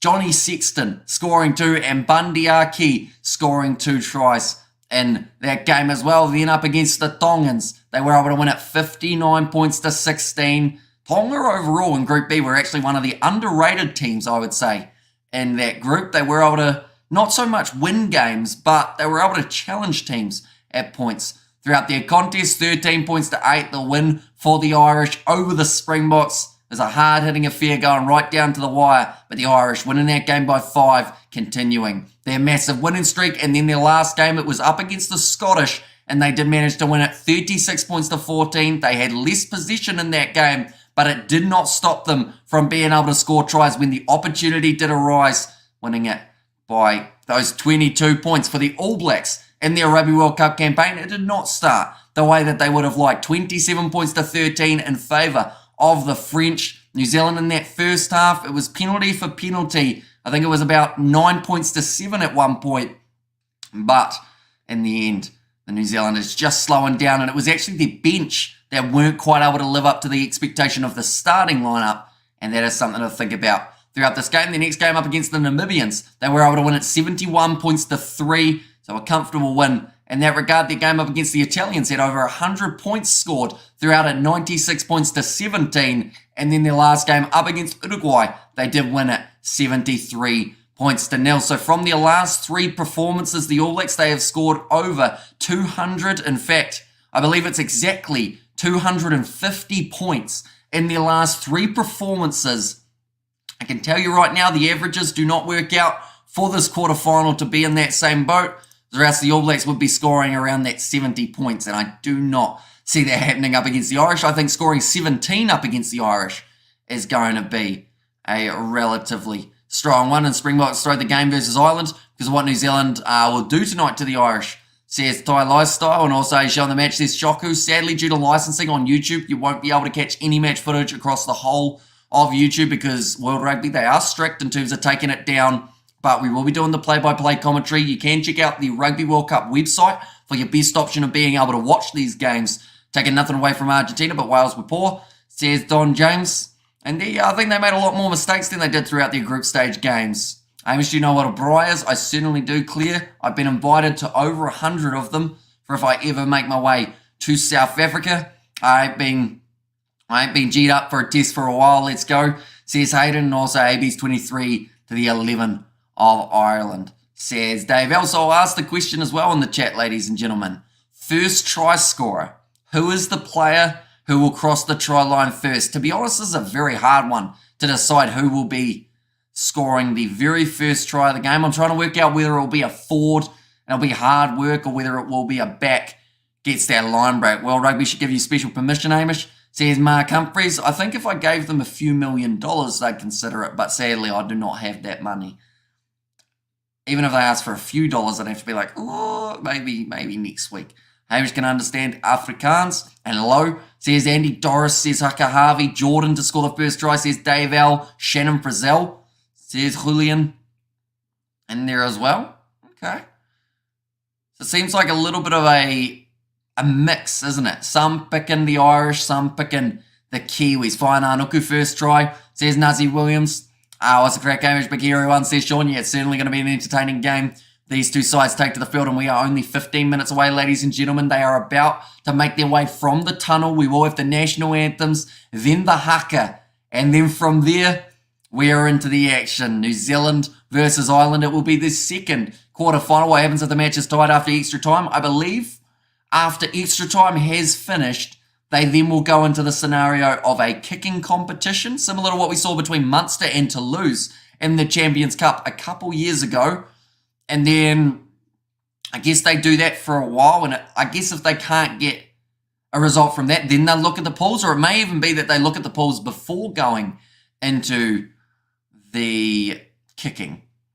And also do a poll for who leads at halftime and another poll for the second half, says JP. It is a good idea. I feel like both of these sides, they want to start quick. We see here showers as well at Stade de France, which means the wet ball may cause a few extra handling errors, but that also creates a few extra opportunities for sides to be able to go out there and create the counter-attack. Any change to the world rankings after this game? I believe there would be a little bit of a reshuffle due to both of these sides being in the top four.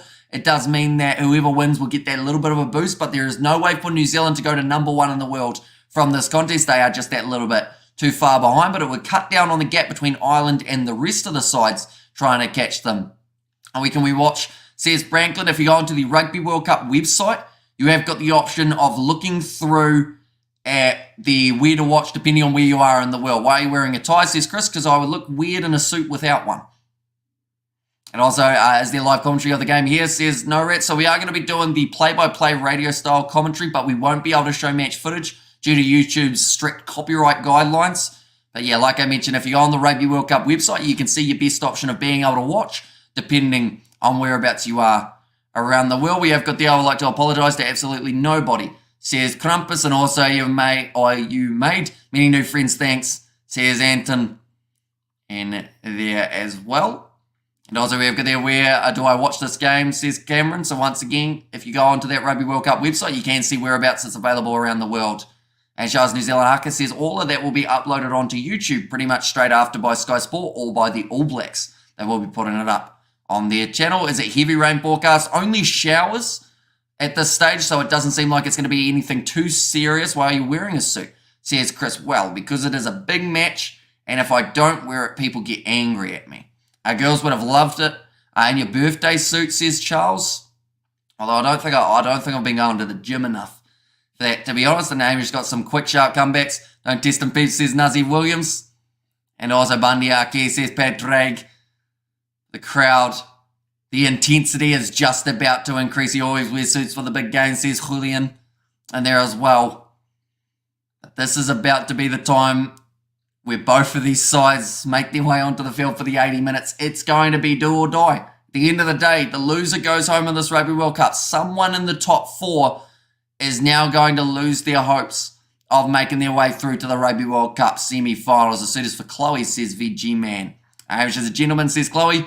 I may be wrong. We get extra time, if even 10 minutes sudden death, and only then kicking shootout, says Johan there. So yeah, there's still quite a few parts of it that come into it, isn't it, before that kicking coming back soon, says Claire. They are just showing that starting lineup for the ABs once more, which we will be doing in a very short moment, ladies and gentlemen. But first of all, if you haven't already, be sure to leave a like and subscribe. It is greatly appreciated you all being here for this commentary. We are only less than 300 away from the 38,000. So if you want to help us get there, be sure to hit that subscribe button. As soon as also a great mark of respect for the audience. I so appreciate it. Cheers. Cheers, Andy. And also we have got there, I'm very nervous about this match. If this was a test match, I would not be worried. Says Barry Power. Yeah, because it's the World Cup, there's just that little bit of an extra feel, the nervousness for every supporter watching this game. Good luck to everyone from New Zealand. Hope you continue that Southern Hemisphere run. Says Rugby Itch. And also see someone asked that question of Fozzie earlier. Says Nazi Williams. And also Ireland can't keep their winning streak forever, says Sam Wilson, but they certainly want to keep it throughout this Rugby World Cup competition. They are just showing the toss when it did take place, but we will look through at the starting lineup. First of all, ladies and gentlemen, for the Irish, the side who are on that 17-match winning streak. Andrew Porter at number 1, Dan Sheehan at 2, and Tyke Furlong slotting in as the number 3. So Sheehan, ever since returning from his injury, has looked impressive in that number 2 jersey. Furlong and Porter, the consistent option for the Irish in the starting side. Tyke Byrne at number 4 after scoring 3 tries throughout this Rugby World Cup. Wouldn't mind adding 1 or 2 more here. Henderson at number 5 to close out the locking duo. Peter O'Mahony, he is also sitting on a couple of tries. Has 2 in total. Josh Van den Flare, a brilliant player, one of the best in the world in that number 7 jersey. And Caelan Doris at number 8. He's had a sensational competition. He has had the most tackles made out of any Irish player. They're showing Peter McCaw. Peter McCaw? Where'd Peter come from? Peter O'Mahony, I think, but Richie McCaw in the stands. And now both sides making their way out of the tunnels. Sam Cane's looking focused, which I think is exactly what the ABs need from him. We've got 3 Barretts all making their way out onto the field as well. But the back line for the Irish, Jameson Gibson Park at number 9, Johnny Sexton at 10. He is the key. I've said it all throughout the week. I said it in the preview. I'll say it in the review. Johnny Sexton is key. Win, lose or draw here for the Irish. If their man plays well, you know it's going to be an awesome game. Bundy Aki scoring 4 tries so far throughout this Rugby World Cup. He is partnered by Gary Ringrose at number 13. James Lowe out on the left wing. Mac Hansen out on the right. And Hugo Keenan to close out the starting lineup for the Irish at number 15. Looking through at the chat. Good morning, Hamish. Head says Ireland, but my heart says the All Blacks by 12. I've got Ireland. I'd give New Zealand Aaron Smith a serious head contact injury, says Steve. And although they've only given away 1 yellow card so far throughout this Rugby World Cup for the Irish, 37,000 plus. Proud of you, bro. Sincerely, you deserve it, man. You worked hard, says Nazi. Thank you very much, mate. You doing a great job, says Snippix. And also come on Ireland and knockout rugby is bad for one's health, says Justin. It's certainly one that gets the heart rate up a little bit more. So I will mention everyone, be sure that you got your drinks nearby, you got your snacks, because this one's going to be a wild ride between these two sides. So you got Hamish just joined, says Jay. I believe either side by less than 6 is a very good prediction, but it's going to be a tricky one. We're just showing Jerome Kano in the stands as well. And proper 12. Says Grumpers and Fuffs here is simply so good. The French might be caught off guard. And who is the ref? And what are your thoughts on that? Says Steve. Referee in charge is going to be Wayne Barnes. Assistant referees Matthew Carley and Christoph Ridley. The referee's a referee. At the end of the day, no matter what happens with the referee's whistle, you've still got the outside time of around 75 to 78 minutes to show why you should win the game, rather than the referee's whistle. So I think both of these sides, they won't mind that it's Wayne Barnes. And they'll want to go out there. They'll play their natural game of rugby, and that will be a very entertaining quarterfinal to watch. A few wines and a few hot ones, says Simon. And also Ireland won the Grand Slam last year. We're winning today. Just like that, it's 4 a.m. Let's go, boys, says Kerr there. But looking through at New Zealand's starting lineup, we showed the Irish the fact that they went pretty similar to what we did see in their last contest. But for New Zealand, they've had quite a few switches. And they will be as follows. Ethan de Groot at number 1 with Cody Taylor at 2 and Tyrell Lomax as the number 3. So both props actually returning. De Groot from suspension. Lomax, he did play briefly in that last contest, but did end up with an injury. So he is now back in the starting lineup. And the question mark is how long will he last in this game up against the Irish, and Andrew Porter in the locking duo. Brodie Retallick at number 4 with Scott Barrett as the number 5. A lot of experience, like I always say, but in this contest between the two sides, it's going to be intense to see Tyg Byrne and Henderson go head-to-head with the two AB's veterans with Whitelock coming off the bench. Shannon Frizzell at number 6 with Sam Cane as the number 7, and then Artie Savia at number 8. They've currently got the Irish national anthem blaring around the ground, and this is going to be a side filled with passion, filled with determination to go further than Ireland have ever before in a Rugby World Cup. But Shannon Frizzell, 6. He's recently returned from injury, likes to play that physical game, going head-to-head with Peter O'Mahony. Savia back into that starting lineup. Aaron Smith and Richie Mo'unga, the 9-10 combo. Geordie Barrett and Rieko Ioane in the centres. Then Whainā Nuku and Will Jordan, both men scoring 4 tries throughout this Rugby World Cup, 8 combined.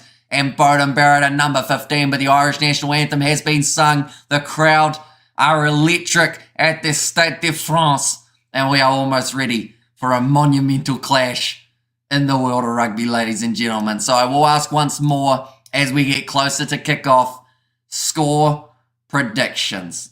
How soon after bringing on Christie do we see regret? Says Kerr. I mean, it might be relatively early depending on how he goes. He's the first player for New Zealand in this Rugby World Cup to receive a rating of 2. 2's not great. We should mention it's out of 10. Even 2 out of 5's not great. But yeah, it'll be very interesting. See how he does go. Good luck to you, Kiwi guys. Says Frederick. And also we have got there time for the Kiwis and the Irish side to stand up, says Mo. And South Africa needs to play Ireland in the final, says Justin. And of course, it is going to be important for the Irish to continue their winning momentum. And good luck, Hamish, says Chloe. An epic game about to be played, says Tennis. And also, Ireland by 7 points, says 10. And Ireland 25, New Zealand 25 to the Irish 15. And there, but I will mention before we get to kick off, anyone who is new, be sure to leave a like and subscribe to the channel. We are currently only 80 away from 27,800. And also, if you haven't, be sure to leave a like on this live stream. Currently, as we sit, we are on 270. Let's see if we can push for 350 by the time this game kicks off. We have got there, give him a taste of Kiwi, says Chief. And good morning, Vietnam. Let's go, says Robert Wood. And Ireland 15, New Zealand 42. So that would be very similar to what we did see in the last Rugby World Cup between the two sides in their quarterfinals. Nice work, mate, says Jam Gamer. And fun, Hamish, you're awesome, mate, says Jacinko. Thank you very much. And New Zealand by 14, says Flanders. And yeah, that is something I should mention. About that quarterfinal in 2019, it was New Zealand versus Ireland. So that adds a little bit more of an edge in terms of the historic nature of this test match. The last 2 times, in fact, it might even be the last 3 times these two sides have played, the Irish have got themselves the victory. New Zealand will be in a tough game. New Zealand by 5, says Kevin, and Anthem's over, says Crumpus, and watch from Nigeria, says Master, and Penny will win, says Graham. Now one more prediction, 20 Irish, 29 to New Zealand, but New Zealand about to do the haka, ladies and gents. And then we are ready to go. Aaron Smith fired up for this one, as all the All Blacks need to be. Bundy Aki, though, facing off. He is not intimidated by one bit, and they have actually got a universal sign. Is that what that is? Or the infinity sign for the Irish in the way that they have set up to face the haka. As you said in the chat, Irish could be a 7-point difference, not mentioning who would be the winner. And Beauden Barrett must do ballet moves to keep his eye on that ball. And thought the commentary was live here, says No Rats, so we won't be showing the game. We are doing the play-by-play commentary, though, without the match footage, mainly because any match footage or audio being shown on YouTube gets you taken straight down, unfortunately. You boss will need that wine to nurse his hurt, says Graham. And also Ireland by 10, really hope I'm wrong, says Leslie, and Mo is back, says Cole's story, bro. But Sam Cane is at the front of the haka.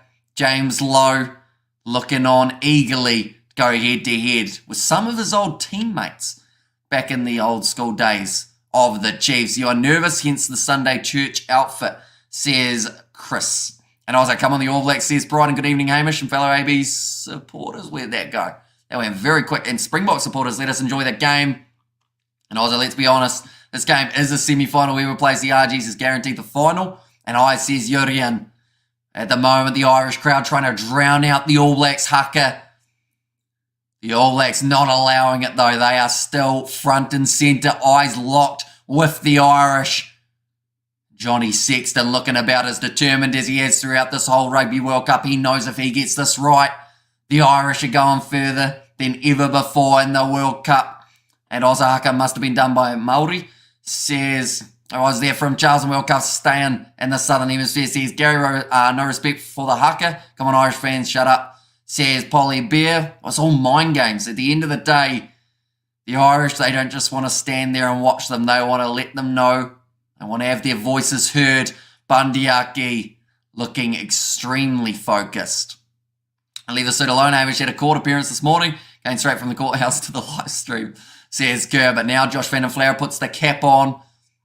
We're about to see an absolute battle, ladies and gentlemen, between these two sides. If you haven't already, do let me know who you think will be the first try scorer in this contest. I didn't give you my prediction in the end, but I am honestly going to say, I don't know whether or not the result will go the same way, but I think New Zealand might actually sneak an early try up against the Irish, because in the last series up against the Irish, New Zealand conceded the first try. So I feel like for the history and kind of like the intensity, it would be quite cool to see New Zealand score first, because then we get to see the Irish and the way that they're able to fight back, which we know that they can. We saw them concede the first try to Romania. Guess what? They then went on and scored about 11 tries, if not more, including 4 doubles from Bandiaki, Johnny Sexton, Peter O'Mahony, and then also Tyke Byrne.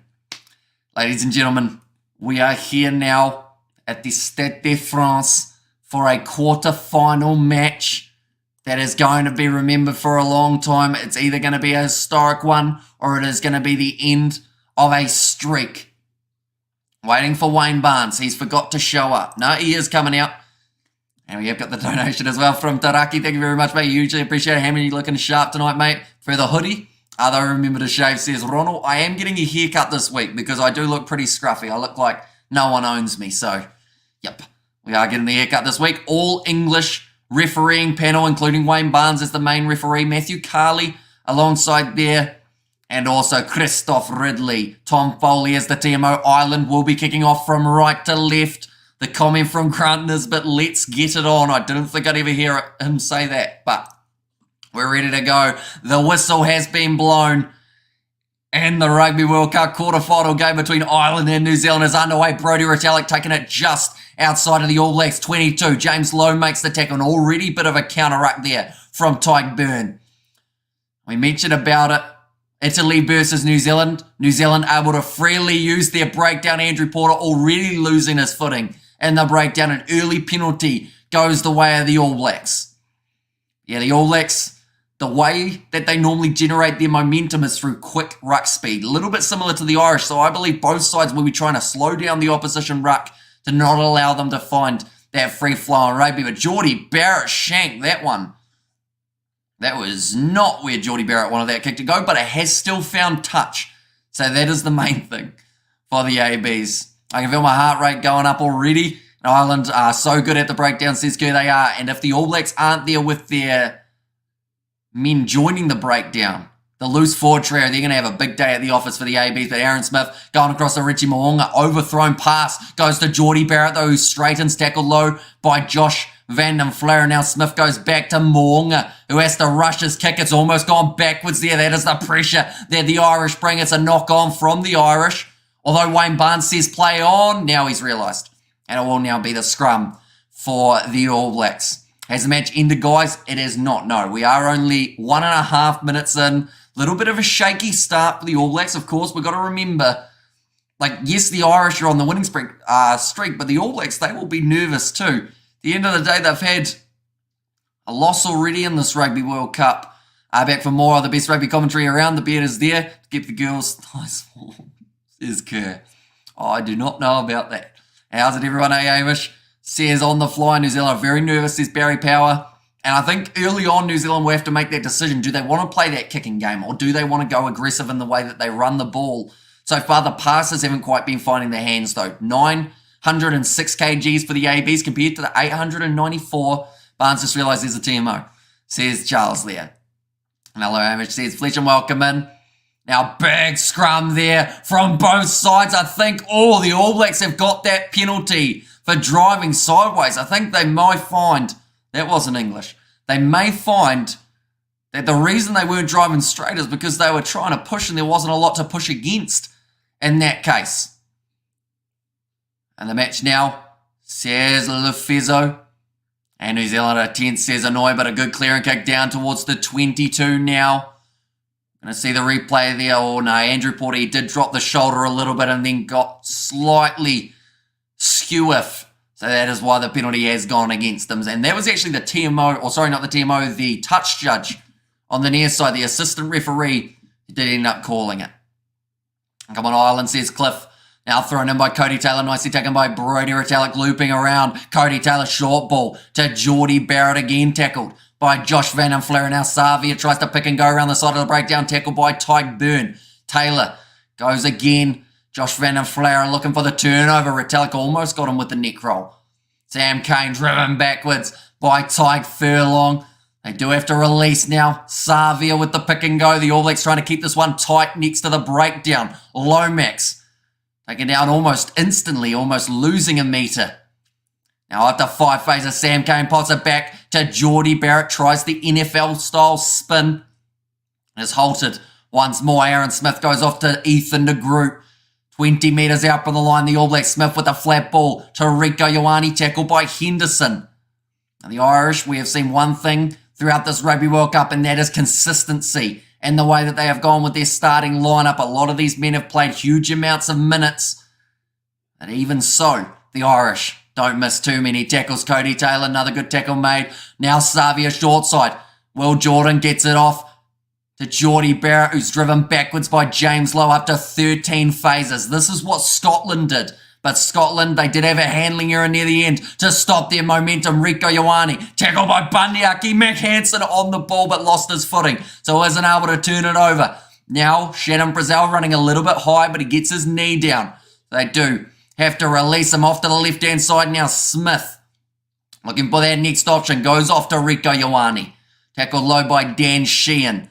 The All Blacks looking good with their phase play currently up to 17 phases in a row. James Lowe looking for the turnover once more. Now Shannon Brazil back to Mo'unga. Slinging past, quick hands from Will Jordan. Barrett has a bit of a juggle. Oh, he's almost tackled a little bit high from Gary Ringrose. 10 metres from the line. The All Blacks still persisting. You have to think eventually there's got to be a gap in that Irish defence, but for now they haven't been able to find it as of yet. Counter ruck there from James Lowe. Still available for the All Blacks. Fine Arnuku with the pick and go. Round the side of the breakdown. 20 phases. Back to back to back. Hardly any missed tackles here for the Irish as of yet. Fine Arnuku again. Going around the side of the breakdown. Aaron Smith back to Brodie Retallick. I'm not sure what the most phases is we've seen throughout this Rugby World Cup, but it's in the 20s. Now Smith back to Will Jordan. Didn't have a gap there. Run straight at Bundyaki. In fact, it was Andrew Porter and Sheehan. So not exactly going to be an easy wall to get through. Ball's still available for the All Blacks up to 26 phases, but they are persisting and are deciding against trying to go for anything too crazy. Now Sam Cane takes contact with Dan Sheehan, wrestled to his ground. Smith back across to Cody Taylor, tackled by Tyke Furlong, makes 2 metres in the process though. Now Smith goes back to Savia. If the Irish can win a penalty here, that is absolutely massive for them. It's an advantage for not rolling away. Very unlucky there for Tyke Byrne. Cross kick. Will Jordan's going up for him and James Lowe. No one gets it and they'll go back for the initial penalty. How about we have some stoppages, boys? I almost passed out. 6.5 minutes in. And the Irish defence, 28 phases that they said, no sir, you're not going through us. But it was that unlucky penalty against Tyke Byrne. I honestly felt he did pretty well to get out of the way of that breakdown. The stage that the ball came out, it's about there. And 3, says Kurt, does look like they are going for the 3 points here, the All Blacks. And great Irish D respect, says Nuzzy Williams. Will Jordan not quite able to take it under the high ball. Nice patience from the All Blacks, says Rodney. And yeah, it was strategic from the All Blacks as well. They didn't just try and burst through with a cross kick or anything along those lines. The Irish defence, though, if there were any question marks about whether or not Ireland were getting fatigued from playing so many games back to back to back, the answer is no. They are still able to defend. It's one of the top sides in the world. New Zealand get that kick over, though, so now leading 3-0, getting the early points when available. Catch your breath, Hamish. How many phases at the end? Says Nazi. So, yeah, about 29 phases back to back. Where's me asthma inhaler? Says Fluffy, but now the Irish, they will be kicking off. Weaken them down. Irish will soften up like pork bones. Says Wonder Cash. Please give commentary on the position in the field, says Antoine. So that was all taking place only about 15 metres out from the line. Now Rieko Ioane, missed tackle there from James Lowe. Gets back up to his feet just outside of the AB's 22. Whoever wins here will be eaten by the Springboks, says Denzel. Although the Springboks, they've still got their game up against France to worry about before they get into either of these two sides. And in fact, they've got a semi as well before that as well. I said as well quite a bit there, but there's still quite a big task for the Boks ahead of them before they get to the Rugby World Cup final. Now, Will Jordan, ball's loose, no one claiming it. It's going to be knocked on, I believe, this time by Aaron Smith, with the Irish in position now, 45 metres out from the line. Jameson Gibson Park goes across to Ian Henderson, Sexton, and behind a Bundyaki, tackled early by Lester Fainanuku. Now Gibson Park goes to Sexton, space opening up on the outside for Gary Ringrose. Barrett gets him low, that being Geordie. Savia looking for the turnover, gives away the penalty, fell forward looking for the turnover and then got stuck under the breakdown. The Irish more than likely will look to get that 3 points back here. And come on, the All Blacks. And also we have got there, this is one. Well, this is what makes us so stressed for tomorrow, says Chloe. And also Roy Gard wouldn't have knocked it on, says Kurt. Oh, the Irish kicking for the corner, ladies and gentlemen. Now, I mentioned in their game up against the Springboks, something that hurt them was having Kelleher in the starting lineup. His lineout wasn't ideal. Having Dan Sheehan, completely different story. But the Irish, they feel like they can sense a try. As I say, we're going to hope the ABs win, says Leon. And also tomorrow going to be easy quarterfinal for the Boks, says Madison. Also, let's go the All Blacks, says Jay. But you've got to respect the aggressiveness from the Irish throughout this first 10 minutes now. Brodie Retallick, though, almost able to steal it back, but it bounces onto the side of the Irish with Bundyaki 10 metres out from the line now. Gibson Park up short to Tyke Byrne. Gibson Park once again goes back to Porter. We've seen the Irish defence tested. Now we get to see whether or not the All Blacks will be tested. Just out from the line, offload to James Lowe, and the ball rolls into touch. Oh, it's pushed over there by Rieko Ioane. And now it's going to be the line out for New Zealand. We've got there, come on Ireland. You leave these ITV commentators for dust damage, says Fluffy, and Ireland easier to beat in the final than the ABs. More fun beating the ABs in a final because, boy, can they sulk, says Productivity by Design. And that is, of course, from Productivity by Design from South Africa. We have got go big or go home, literally, says Curry. In this game, it is all down to this next 70 minutes. Thrown in deep. Scott Barrett taken nicely, goes back to Smith. Now Artie Savia, he sensed a little bit of a gap opening up, but he's stopped by Tyke Byrne there. And to show the match come on, says Sally, if you go on to the Rugby World Cup website, you will be able to see the options of where you can watch around the world. But if we show any match footage or audio, we would get taken straight off YouTube. Now Hugo Keenan on the halfway line here for the Irish. Big run forward, Scott Barrett. Oh, that's just Tyke Furlong jumping on the top of Scott Barrett. That was a unique way of joining a breakdown. Kicked him behind from Jameson Gibson Park, looking for the potential of a 50-22, but Moonga's back there. Finds the pass away to Geordie Barrett, who now gets the big boot downfield. Still a long way to the final. So much could happen. Stress, says Shivani, I should say. And also, we have got there, arrogance of Ireland to not take the points. Clearly don't understand knockout rugby, says AJ. With the Irish's defence, they haven't been in a huge amount of knockout rugby. But they want to try and change that, and it's going to be an intense rest of this first half. And go the All Blacks, I love you, says Nadia. And also where to watch, says Catherine. So if you go on the Rugby World Cup website, they will have the options of whereabouts you can watch depending on where you are in the world. You seem to know about losing, saying that you know how to spell is so good. And All Blacks, says Luke. Now big shot coming in from Sam Cane. Aggressive, and Savia hands on the ball. The All Blacks get the penalty. That one goes to the skipper and the other man who was going to be captain, but they didn't give it to him. Let's go, Artie, says Rodney. We love you, All Blacks, says Jay. And also never thought I find myself supporting the All Blacks, and yet here we are, says Dylan. Now the All Blacks from halfway. I believe they will consider going for the 3 points here. Or do they?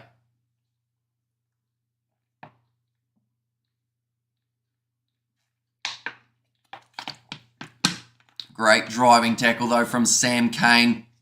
And then Artie Savia getting over the ball and winning the turnover. I guess Ireland, where'd that go? Just trying to show they're confident in their game. You're doing great, says Dancing or Sing. And also looking smart again in the suit, don't blush. Again, still dressed for an occasion. Or for any occasion, says Sarah Brooke. And also, let's go New Zealand up from South Africa, says Laurel there. And if the All Blacks win, we'll go have a parade because Samoa is useless. They lost 2, says whatever. Now, Geordie Barrett, 48 metres out. It's not so much a give-me kick for Barrett, but he has got potential. Get him this one over and go Ireland. A good comment from Yantes on SABC for you to be careful because England can do as good as Portugal on the game day that is going to be going over. For Geordie Barrett, now the All Blacks leading by 6 points to 0, but I don't think Ireland will feel too troubled by the way that it sits currently, mainly because we have seen already the way that the Irish can fight back, and also alongside that, the way that the All Blacks can have a lead and then end up going down. So, still yet to see a try. In this contest, Hamish says Daniel Cox, welcome in. And also, let's go, says Fortnite, epic games of smart play from New Zealand, says Burning Lash, but it's kicked off short now. Hugo Keenan trying to slap that one back, but it's well cleaned up by Cody Taylor. Now Wayne Barnes telling everyone to roll away. Out of the breakdown, Smith goes back to Mo'unga. Sends the boot. The ball down the middle of the field. Matt Hansen cleans it up at the back, goes across to James Lowe. The two men who were injury concerns going into this contest, but they are both playing now. Lowe tries to go through Scott Barrett. Taken down low by the lock. That wasn't supposed to be a pun, but it kind of ended up being one. Now, the All Blacks looking for the counter-attack or the counter-ruck. They don't get it. Sexton now. Hugo getting it off to Mac Hansen. Nice bit of acceleration showing Jameson Gibson Park with the inside ball off to Ringrose. They move up to the 22 once more here, the Irish. Vanden Flair. Sexton with the inside ball to Porter. 20 metres out from the line. Jameson Gibson Park. Going to the left-hand side. Sexton once more goes back to Doris. Flat ball from Bundy Aki to Ian Henderson. Out to the right, skip pass, out to James Lowe. Does end up landing on top of Beauden Barrett. Trying to get the penalty there, but the ball is available. 10 metres out from the line. Henderson goes back to Johnny Sexton. Big attack and run from Jameson. Or in fact, it was Josh Van and Flower once more. Now Sexton, short ball to Hugo Keenan. Aggression being shown by this Irish attack. You can hear the crowd fully get him behind, and now Gibson Park. Sit out to Hansen. The Irish on the verge of 10 phases. Now, we did see the All Blacks. They were on attack for 29. Can the Irish match that? Maybe. Even score beforehand. Gibson Park shut down by Brodie Retallick, and the ball is popped out for the All Blacks. Just out from their own goal line. Almost dropped by Artie Savia, but he will boot this ball downfield and gets it into touch just out from the 22. Box support here, room for the All Blacks on this one. It's going to be a close game, says Clarence. And also we have got Go ABs, you can do it. And also here's that classic Northern Hemisphere boring rugby. Says High Life. What, from Ireland?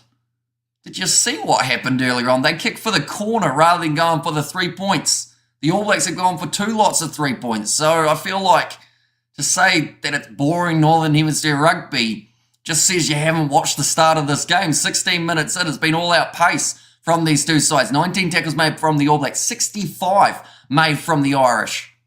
Dan Sheehan now, though, throwing the ball in, nicely taken by Ian Henderson. Jameson Gibson Park goes across to Lowe with the forward pass to Bundy Aki.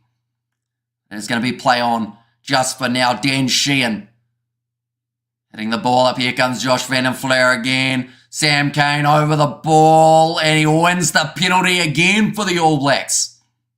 Every breakdown at the moment, the All Blacks loose forward trio is getting in there and winning themselves the turnover, whether that's Savia, whether that's Kane, or whether that's Frizzell making the tackle. Sam Cane again, says Rodney, and Ozzy McKenzie will be a super sub, scary stuff. And Irish do well with the right ref, says Charles. And New Zealand coming to win by 10 plus points, says Joden there. And also the Sammy says okay. And there as well, but I will mention anyone who is new to the channel, be sure to hit that subscribe button. We are only sitting 5 away from 37,800. So if you do want to help us get there, hit that subscribe button. We are going to be back for every game of this Rugby World Cup, as well as other rugby competitions around the world afterwards. If you haven't already, be sure to hit that subscribe button. Come on, Thailand, says Dan. And there, I mean, you need to have something stronger than water, says Regine. Nicely claimed by the All Blacks at line out time. Now Moonga going off to Savia. Tackled well by Kaylin Doris. Smith going for the kick him behind. That's a unique tactic here from the ABs. Bit too much on it. And James Lowe takes the mark.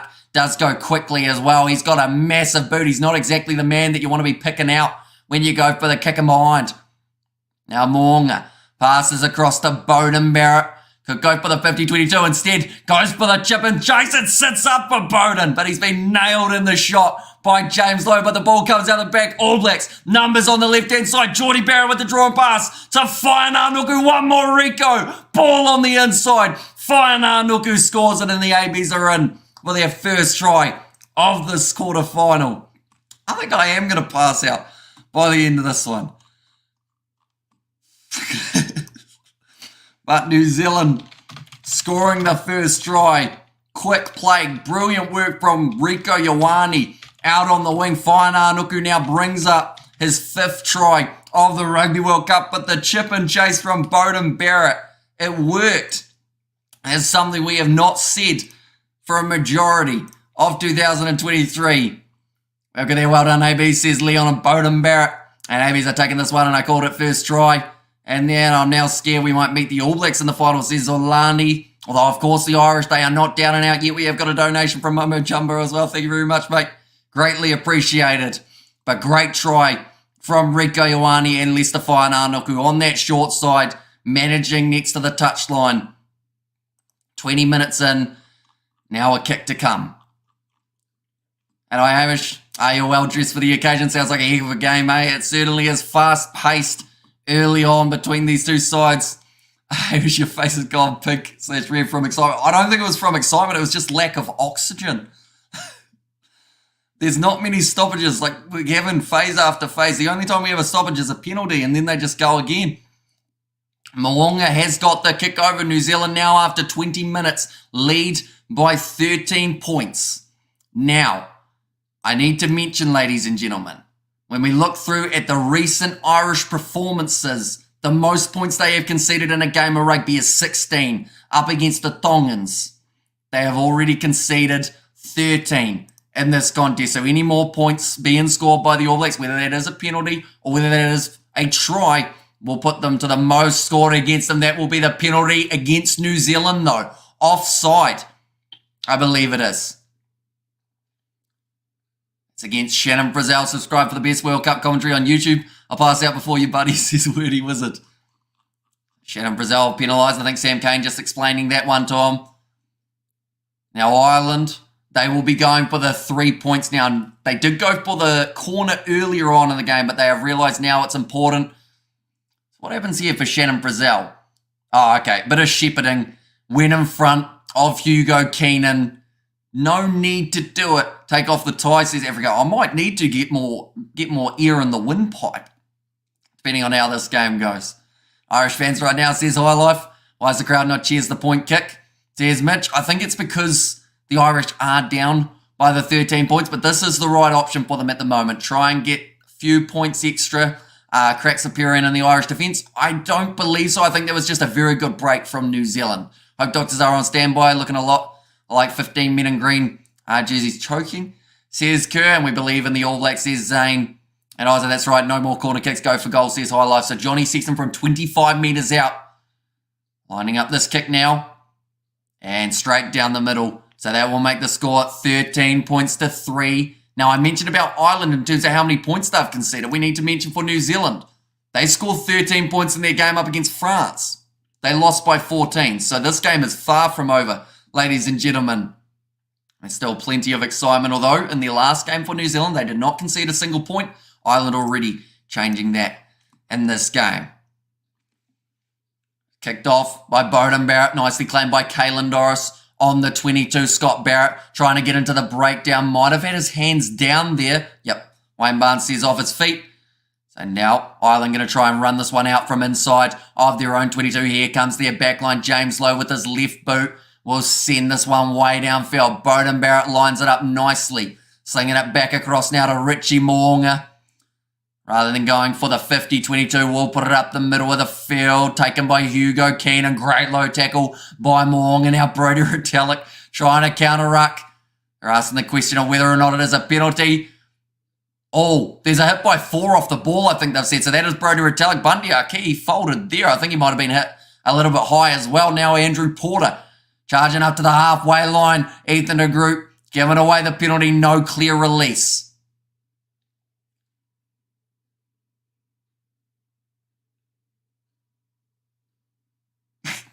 This is like, you know, when you get your grandma on a Skype call and it's like, can you hear me? Can you hear me? They seem to not be able to hear each other. Wayne Barnes is asking Christoph if he can hear him. Christoph's ignoring him because he can't hear him. The Wi-Fi must be bad at the ground. So Wayne Barnes is now getting adjusted, but I believe they were saying that it was going to be a penalty against Brodie Retallick for an off-the-ball trying to get into the breakdown and leaving his feet. So that was going to be the initial one. We have got there, I mate, your scoreboard is wrong. Ireland is leading if this is a quarter-final game. Oh, they're saying maybe a little bit of Mo'unga going head-to-head with Bundy Aki. Is this one going to be checked upstairs? Well, let's see the consistency. Says audio check, and I can't find any black face paint. Should I try boot polish? I would not. I feel like it would be very dangerous. Okay, so they've said that it wasn't head contact for that tackle of Richie Mo'unga on Bundy Aki. They're blocking AB's communication line, says it was there from Justin. And very good commentary, says, Robert, thank you very much, mate. Anyone who is new to the channel, be sure to hit that subscribe button. We are only 150 away now from the 38,000. So if you do want to help us out, be sure to hit that subscribe button. It is greatly appreciated. And got plenty more Rugby World Cup just around the corner. Johnny Sexton now looking to kick this one for the touchline after the penalty does go against Ethan de Groot for leaving his feet. Oh, in fact, no clear release is what he was penalised for. Oh. Okay, the commentators were saying that Dan Sheehan might have been injured, but he was just off the field because he was getting ready to do the line out. So he is all good. Jeez, but Sexton as a whinger says, sure, although to be fair to him there, he kind of asked the question, they said no, and he went, okay, fair enough. Brilliant commentary, Amish, you're doing an amazing job, says Dylan, thank you very much. For Dan Sheehan now 22 metres out from the line. Throwing this one in, stolen by Shannon Frizzell for the All Blacks. Now back into the pocket, Mo'unga partially charged down. They put themselves under extra pressure here, and the Irish clean the ball up with Tyke Byrne. Now Gibson Park going to the short side. 2 handling errors in a row, but James Lowe manages to clean it up. Mo'unga getting out of that breakdown. Gibson Park back across to Ian Henderson. The All Blacks, rather than going out their backline, decided to go back into the pocket, but the Irish were ready for it. And now because of it, it's resulted in the Irish back in possession. Gibson Park goes to Johnny Sexton, flat ball, nice looping run. And that's going to be, I thought knocked on, but it is going to be play on for now. It's going to be the goal line dropout. Where do I watch the game live? If you go onto the Rugby World Cup website, you will be able to see exactly where the options are to be able to watch this contest. Just by me saying hit that subscribe button, we've got up 30 more subscribers, ladies and gentlemen. So it is hugely appreciated. Now only 119 away from hitting that 38,000. So if you do want to help us get there before halftime, it is greatly appreciated. We are going to be here every game of the Rugby World Cup. This has been a fast-tempoed matchup with not a lot of stoppages. And Wayne Barnes putting a lid on the Ireland cheating. Says AJ. I mean, I think Wayne Barnes has been good so far throughout this match. In the breakdown, there's certainly been a lot of contested areas for both of these sides. Tyke Furlong now tackled by his opposite in the scrum, Ethan de Groot. Now, nice little flick pass up there from Gary Ringrose. Now gives him back, going off to the left-hand side. Ian Henderson tackled low by Scott Barrett. New Zealand know that they need to get their tackles right, but Johnny Sexton looping around, getting it off to Bundyaki, who runs that Rico Ioane. Does manage to get him down now. No advantage here. I believe Whainanuk who's given that away for not rolling away against Shannon Frizzell.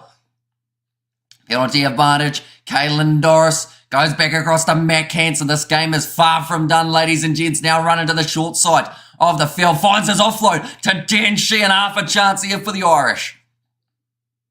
8 phases in now. Looking to get this back line firing. Sexton goes off to Hugo Keenan. Great tackle made by Cody Taylor. 10 metres out from the line. Gibson Park gets it away to Tyke Furlong. Gibson Park goes to the left. Josh Van den Flower tackled well by Moong and Will Jordan. The two Crusaders teammates now going back to the right as he only had Doris on that short side. Now back across once more to the right. Skip pass to Bundyaki, who steps. Weak tackle there from Shannon Frizzell. He said, you go straight through me, mate. And it's the try for the Irish. Bundyaki scores. Weak defence from Frizzell. And now the Irish back into the contest. They did have the penalty advantage, so they knew they could throw everything at it. But Aki brings up now his 5th try of his Rugby World Cup campaign. Okay, I hear a little bit of TMO work going on here, but Bundyaki steps. Shannon Frizzell, lazy tackle attempt, and Aki goes straight through. Bundyaki, a try scoring machine. Maybe Frizzell was wrong-footed, you could say, just slightly, but still definitely a bigger gap than they would have liked to leave. And also Chiefs all day, and come on, All Blacks are crumbling, says, it was there from Callum, and also come on the All Blacks, says Xavier. And this one's going to be close, says Leon, it certainly is. I can't believe we're already 28 minutes through this contest between these two sides. And we are now 57 away, ladies and gentlemen, from 38,000. So if you want to help us get there, that was like 70 in one go. But that kick is good from Johnny Sexton. And now 10 points to 13 in favour of the Irish. On scoreboard, mate. Please don't fool the people. Last time I watched before the end of the first half was 15 points to 3. Says Fatu. Well, you're obviously not watching the right game. Tatau, hopefully I said that correctly, because this is the live scoreboard that they've got. And the match is live at the moment. It's 13 points to 10. So I would say what's happened is you're probably watching one on YouTube that says click this link to get scammed, and then what they've got is an old game replaying.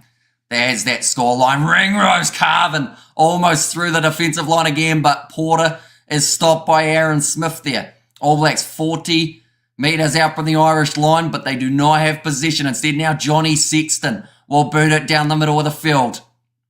Straight to Bowden Barrett. All Blacks have the choice of running this back or going for the kick, and Bowden decides to put the ball up high. Slaps it back onto the side of the ABs. Ethan de Groot now taking contact, bumps out of the challenger. Dan Sheehan 40 metres out now. We have got there, come on, All Blacks, says Winnie. And the only reason Ireland is here is because I couldn't read that one. It went away too quickly. Sam Cane having another run. He's had a brilliant start to this Rugby World Cup Quarter Finals. Lomax tackled by Sexton. Told to get out of it. Ball still available. You can hear the Irish chant around the ground. Now Scott Barrett through the hands of Bowden. So it means that they do have to retreat a little bit, and now going for the kick behind Bowden Barrett. Looking for territory. Does go to Hugo Keenan, who's 5 metres out from his own line. Put it into touch. In fact, it's going to stay in the field of play. This is the counter-attacking opportunity now for the All Blacks. Sling and pass over the top to Will Jordan, who's got pace. He just jogs it up to the halfway line, though, accelerating at the last moment. Tackled low by Andrew Porter. Someone who we haven't seen a huge amount of so far throughout this game is Peter O'Mahony for the Irish, but I believe he's just working away silently. Chipped him behind. Artie Savia chases after him. What a catch from the big man at 8. And now inside of the 22, Retallick gets his offload away to Smith. Counter-attack here for the All Blacks. Will Jordan tries to step go himself. And Caelan Doris over the ball wins the penalty for the Irish again. The All Blacks, they decided to try and go straight rather than wide, and it cost them the possession. Brilliant work from Caelan Doris, the current leading leading tackler for the Irish in this Rugby World Cup competition. Ireland started to play dirty, says whatever, and Valeen says hi, and they're welcome, and hope you are doing extremely well. And hit that like button, says Roman, and also be sure to hit that subscribe button. We are now 35 away from the 38,000 subscribers, so if you do want to help us get there, hit that subscribe button. We've got 9 minutes remaining in this first half of what has been an intense contest between these two sides. All Blacks must stop kicking so much, says Sean. Yeah, they still are opting to go with that kicking game. Very entertaining game, fast-paced, good on both sides, says the new age there. And AB's all the way, says agreement. A little bit of variation coming from the ABs with those kicks. 40 rucks won by both of these teams as well, so completely even in that department. But it's thrown in, not straight from Dan Sheehan. The All Blacks, though, cleaning up. Oh, Savia clotheslined by James Lowe, who does apologise straight away. Referee did not see it. Now he has set advantage. Kicked him behind by Will Jordan. Found a little bit of open space, almost a 50-22 there for the All Blacks. So they've got the option of going back for the penalty, I believe. No, it's going to stay as the 50-22. With James Lowe, I believe he pulled out of that one, so he shouldn't end up penalised. Anything more serious, and everyone missing that emotions flying on the right of the screen, says okay. And Cracker of Games says short on 5.5k viewers and only 553 likes. It's a crime. Head and show how much love, says bystander here. If you haven't already, be sure to hit that subscribe button as well as the like button there as well. So far, 72 tackles made by the Irish and 69 tackles made by New Zealand. Rolling more for the All Blacks. Opted to go with a pop pass up to Rico Ioane instead, who's only 2 metres out from the try line. Smith goes to Sam Cane, driving just short of the try line once more. Now Smith having a fight for that ball, gets it across to Scott Barrett. Rush defence from the Irish. They do get themselves offside. Now Smith off to Will Jordan, passes to Ioane, out to Savia, and he'll score it in the corner for the All Blacks. They had the advantage. They made the most of it. And Savia, he's had a great game so far, now walks himself over the try line for the second. And that is now the most points the Irish have conceded throughout this Rugby World Cup in a single contest, and we are not our halftime as of yet.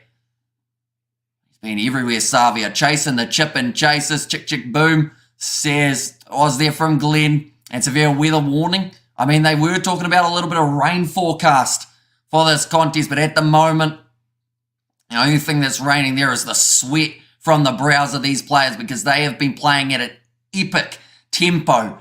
They want to check this one by the sounds of it. They want to see if there was a forward pass. Savia, great finish in the corner though from him. We have got there where to watch this. Oscar, if you go on the Rugby World Cup website, you will be able to see exactly where the options are to be able to watch these contests. But it depends on whereabouts you are in the world. That is one factor that does come into it. But now, Richie Mo'unga to line up this kick. Currently, the All Blacks with an 8-point lead. Me and commentary brother, great enthusiasm. Go the ABs, says Glenn. You win New Zealand at this level, says Ty. And also go the All Blacks, says Winnie. And there. As well, lining up it. Mo'unga has left it out to the right. So after 34 minutes, the score does remain 18 points to 10. Are Ireland choking? I would say no. Not at this stage. We've seen them concede 2 tries, but I think it's just down to the fact that the All Blacks, the 2 tries that they've been able to score, it's actually in the wide channels. And normally Ireland's defence is able to stop the attack at around that centre position, but it's just that last little extra pass from the ABs that's getting them into open space. We have got there your enunciations. Spot on, says Andy Surfer. That's hilarious. I'm laughing so much. Says our remix is for DJ. Now Bowden Barrett taking it back into his own 22. Kicks it down the middle of the field. That was straight to Mac Hansen, who now has a counter-attacking opportunity for the Irish. Now 40 metres out from the line, Ireland. Sexton back across now to Vanden Flair. I don't know if Ty Byrne was expecting it, but he's done extremely well to be able to take that ball. Gives him Park, couldn't decide what way to pass. Goes out to Sheehan, now Sexton. Off to Hansen, he's got Aki, the elusive centre. In the middle, ball is out. Can the All Blacks? No, they didn't quite get that one in the end. Sexton goes off to Doris. Now, not only has he made a lot of tackles, but he can also score tries. Scoring himself 1 so far throughout this World Cup. Now, Van den Flair, he is a player who hasn't scored throughout this World Cup. He is a brilliant player. Tyke Byrne, tackled well by Cody Taylor, driven slightly backwards up to 7 phases now for the Irish. Sexton, back across and behind to Hugo Keenan. James Lowe rushing there. Was it forward to Mac Hansen? It was close to it, but it's a knock on there from Jamison Gibson Park, except the Irish penalty does go their way. Okay, it's a deliberate knock on, they've said. Brodie Retallick not happy.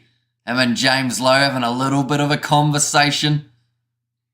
Ask him what brand of beer they're drinking after the game. 3.5 minutes remaining in this first half. Matthew Carley. Oh, this is to see whether or not it's a yellow card here against the All Blacks and the possibility of a penalty try. Now, this all happened after that. What I thought, now people will say you're from New Zealand, you're biased, but I thought there was a forward pass there. I think it was to James Lowe, if I'm not wrong, but they're checking this one. Aaron Smith, it hits his finger. Now they'll have to check whether or not there is cover in behind. And honestly, I think Richie Mo'unga is covered enough to not have it as a penalty try. It is a yellow card, though, for Aaron Smith. In this case, the discipline of the All Blacks, of course, a different type of discipline there. We have good there, the Irish are the Buffalo Bills of World Rugby. And also, No Sleep For Me says remixes for DJs. And also, we have got yellow card, it says the new age. He certainly was. So now Johnny Sexton has a decision to make. Does he want the 3 points? And they say, no, thank you. We will go for the corner here because we are down by 8. Smith will now be off the field for the next 10 minutes. Johnny Sexton about maybe 12 metres out from the try line. Roygaard would never got sent off. And head eyes and knock-ons, says a Mountie.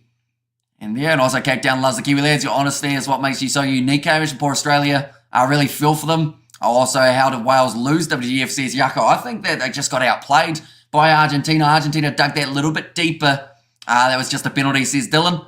Although now Ireland, they have got the man advantage. Looking for this rolling move, sitting 15 metres out from the All Blacks line. They are going straight sideways at the moment, so they have been told to use it. Although now it's starting to make a few extra metres. Bundy Arkey in the midfield. They've got to make sure they tackle him low, and Sam Cane has done just that. Now Sexton hanging on to that ball for a little bit long. And Ringrose getting pressure put on him. Xavier taking that ball out of the breakdown from an offside position. Another penalty against the All Blacks now. Look at their Southern Hemisphere domination today. Come on the AB, says Emmanuel. Now Johnny Sexton will once again kick it into the corner. Aaron Smith watching on, hoping that they don't end up conceding another try before we get to that halftime period. Currently only another 2 minutes or so remaining in this game. But ladies and gentlemen, of this first half, I should mention, but if you haven't already, be sure to hit that subscribe button. We are currently now 50 away from 38,100. So be sure to hit that subscribe button. Now rolling ball, holding strong for now for the All Blacks, but it might start to creep forward just a little bit. No, they've been told to use it once. Now Jamison Gibson Park goes himself round the side, sniping run, and Gibson Park scores the try. Low getting in the face of Geordie Barrett, saying how you like them apples, boy. But that will be the try now for Jamison Gibson Park. Gibson Park. There we go. I had to make sure I got the right symbol, the hyphen in the middle. In the 38th minute, though, the Irish get him back into the contest once more. And unfortunately, still has 9, says a Barracuda. And also, there's a joke, says Glenn Woods. And also, we've got their Slay Island. And minutes to the shed, boys. And no, says Austin. And also, all the British Isles teams going out. And also, yes, Island, says yes, Gold. Have I been shadow banned, says Luke? I don't believe so. I will mention I haven't been able to read every message in the chat, mainly because of how quick the chat has been going. So far, it's all New Zealand scorers, says Glenn Woods. And great try, says Callum there. and keep them out. All Blacks come on, says Yako. Now 30 seconds remaining in the first half. Johnny Sexton. Is he going to try and... I think he'll boot this over just before the end of the first half, and we will have time for one more kickoff, ladies and gentlemen. We have got there 17 points to 18. Says Diane. And hard game, just what we want. Says Chazinko. The kick is over, 17 points to 18. An extremely close game between these two sides. Nini has said yes, the Irish. And also 6,000 record. Says Hoodley in there, and that yellow was always going to hurt, says Justin. Definitely when the Irish were in the attacking mood, that they were going for the corner rather than going for the 3 points. But Gibson Park stretches out, scores the try. These haters with the digs. But Irish Kiwi, where'd it go? Irish Kiwi players need a girlfriend, says Callum. And from South Africa, I don't think you are biased at all, says Leonard Day. And you got this island of respect for these two great teams. Says Go Travel Planet. Yeah, they're certainly putting on a show here. The Irish, inside of their own 22, decide that they want to go for one last attack here rather than kicking that ball into touch. Johnny Sexton passes across to Porter. Now, this could also backfire against them if they get it slightly wrong. Now they decide to put the ball into touch. They say, actually, no, we're all right, thank you. And that will be the end of the first half. 18 points to 17, a high-scoring game between these two sides. Johnny Sexton be relatively happy at times with how that half went, but it is a tight, contested fixture. We know it would be your own players going to beat your haters. How does that feel? Says Callum. And also we have got there, we got a banger of a quarterfinal. What a first day, says audio in there. And my brother, says Bernard.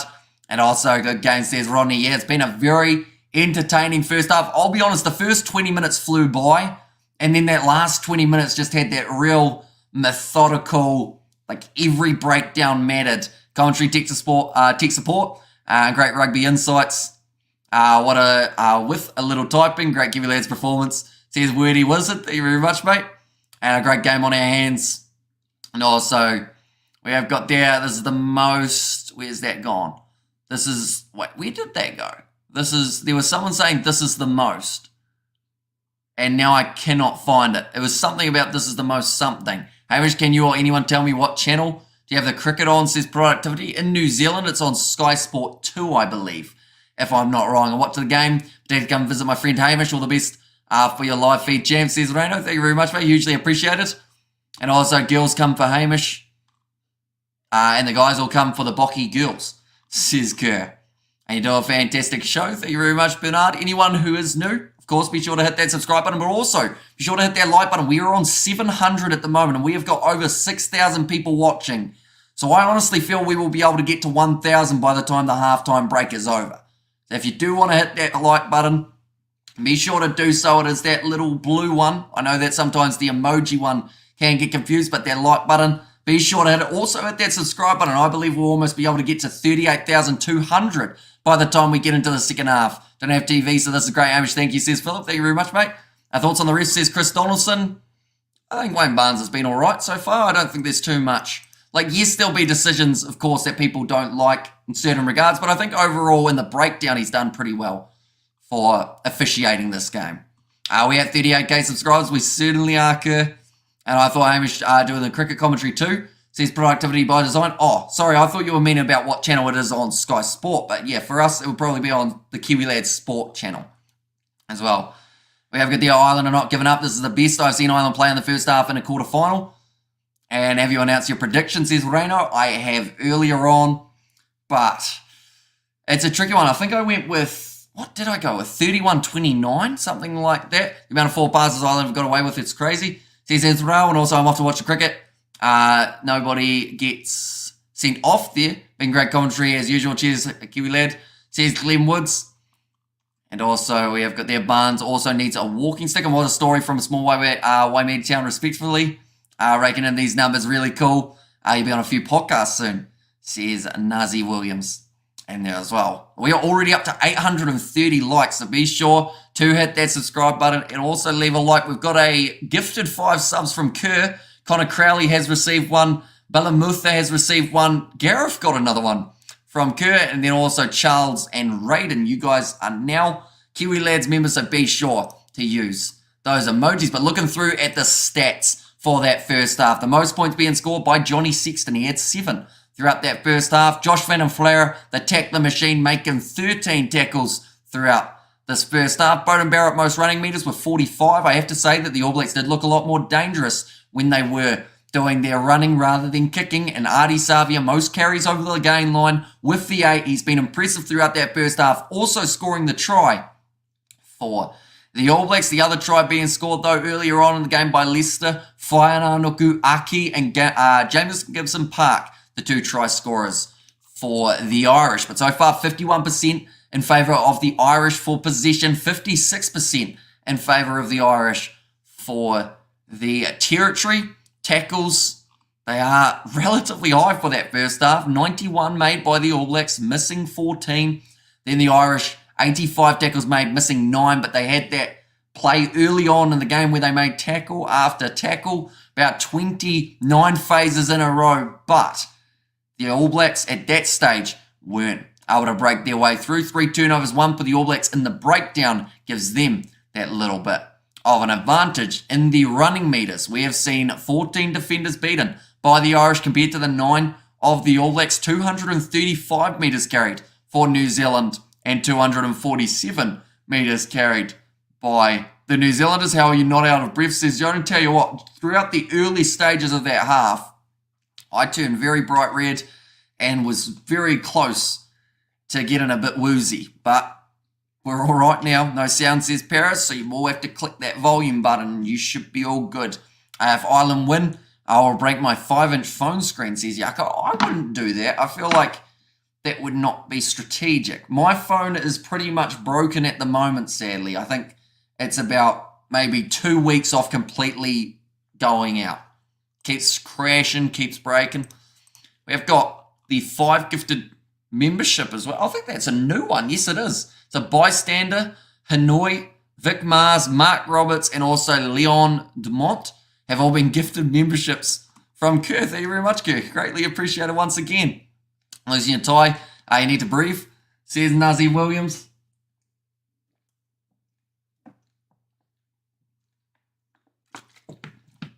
All Blacks through, says Levine.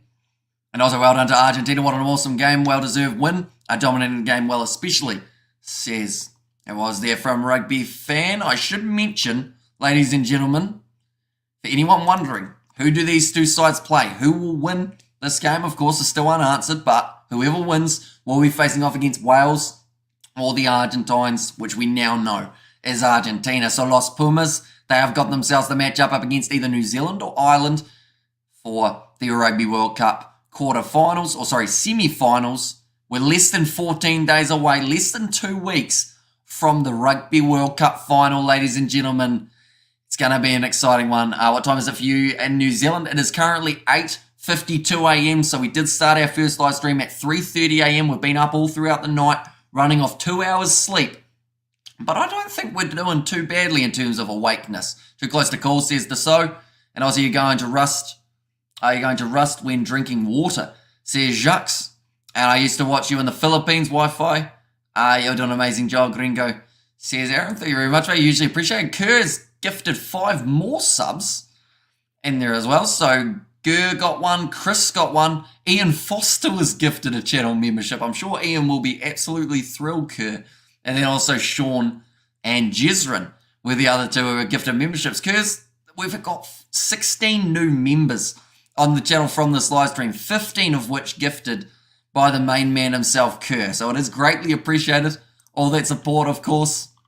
New Zealand are bad, or effed, says it was there from Mr. And we've got a gifted membership from Ronald as well. Has gifted it to Rowan in there.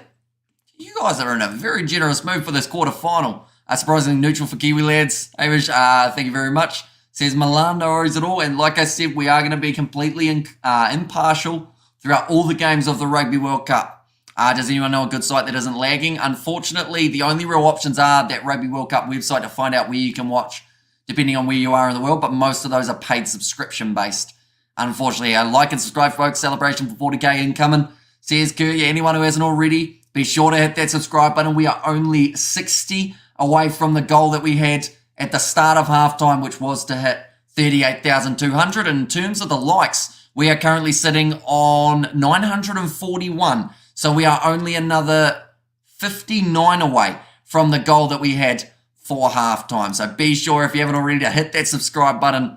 Leave a like on the stream as well, as it is greatly appreciated. Second half just around the corner. I've already mentioned the stats for that first half. Ardie Savia, one of the standouts for the All Blacks. In terms of those players for the Irish, I mean, we've seen quite a bit of Bundy Arkey in that midfield alongside Gary Ringrose, who I feel is pretty much I feel like he's the glue that holds that back line together. And the longer he's out there on the field, the more success the Irish may find. Kiwi quality content from you as always, says Owen. Thank you very much, mate. I lost all my mates tonight because I called Argentina to win 28 points to 16, says Cape. So you're very close to the actual score. I believe 29 points to 17 is what it ended up finishing.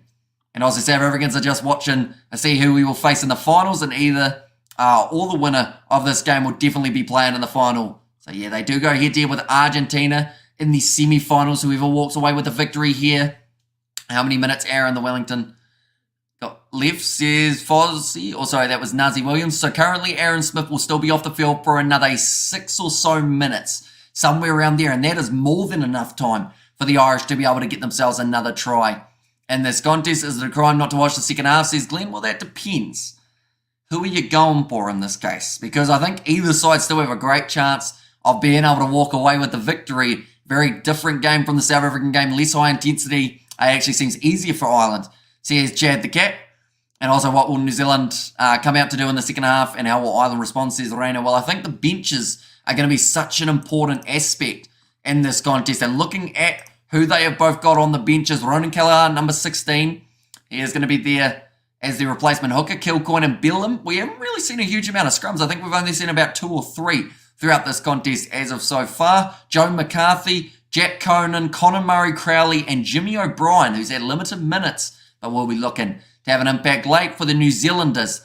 Damien McKenzie, I think, could be the game changer for them, because he will look to be a little bit more attacking in the way that he runs that ball. Christie at 21, still my concern, but perhaps his defence, which is what Fozzie selected him in the side for, should be able to hold up.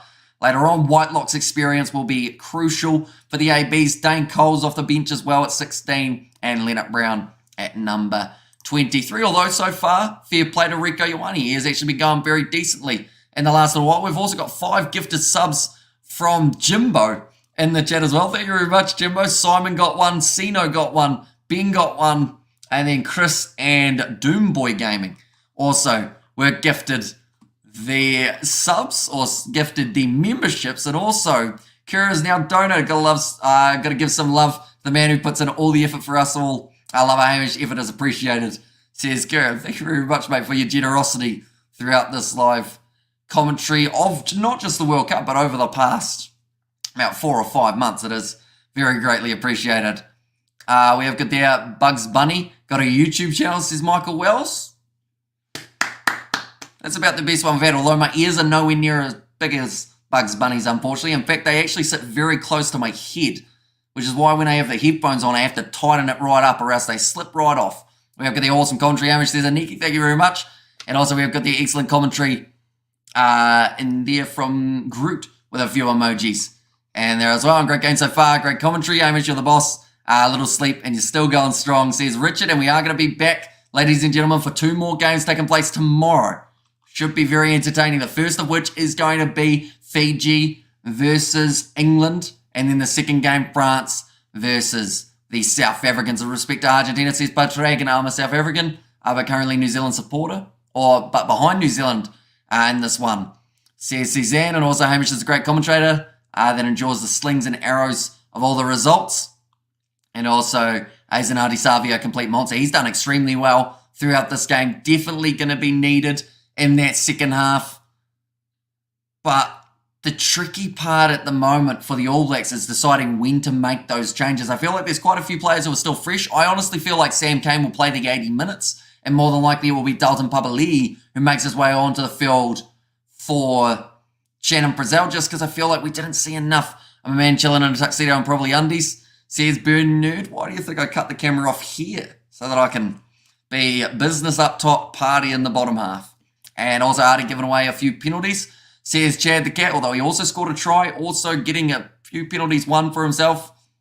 Over there, can Ireland just win so they can play the final with South Africa? Says Sam and our anxious AB supporters right now. Ireland are beginning to believe, says Sighted. And I think this is one of those games that while both sides are still in the contest, as we get closer and closer to full time, both sides will get that little bit more confident that they can walk away with the victory. Now, the All Blacks, the big thing for them will be to avoid conceding again while they are down to 14 men. Once they have Aaron Smith back out onto the field, I feel like that is going to be when the momentum shift may go back in favour of the ABs, but the Irish, they haven't really looked like slowing down throughout that first 40 minutes of play, but the All Blacks back out there on the field, same with Ireland getting ready to go for the second half. Aaron owns a try or two, says, I was there from Nazi Williams because I'm an Ireland boy just trying to make, I love it, says Cy.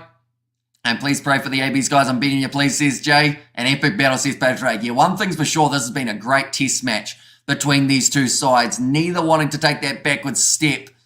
And there is still plenty of rugby to come. We're at half-time currently, just about to get the second half underway. If you haven't already, be sure to hit that subscribe button. We are 20 away from the 38,200. So if you do want to help us get there, be sure to hit that subscribe button. Big fan of your site. Well done. Carry on. Are you going big? Says Bernard. Thank you very much, mate. A new member on the channel. It is Medi Hunter. Thank you very much for hitting that membership button. And also go the Pumas, says Luciano.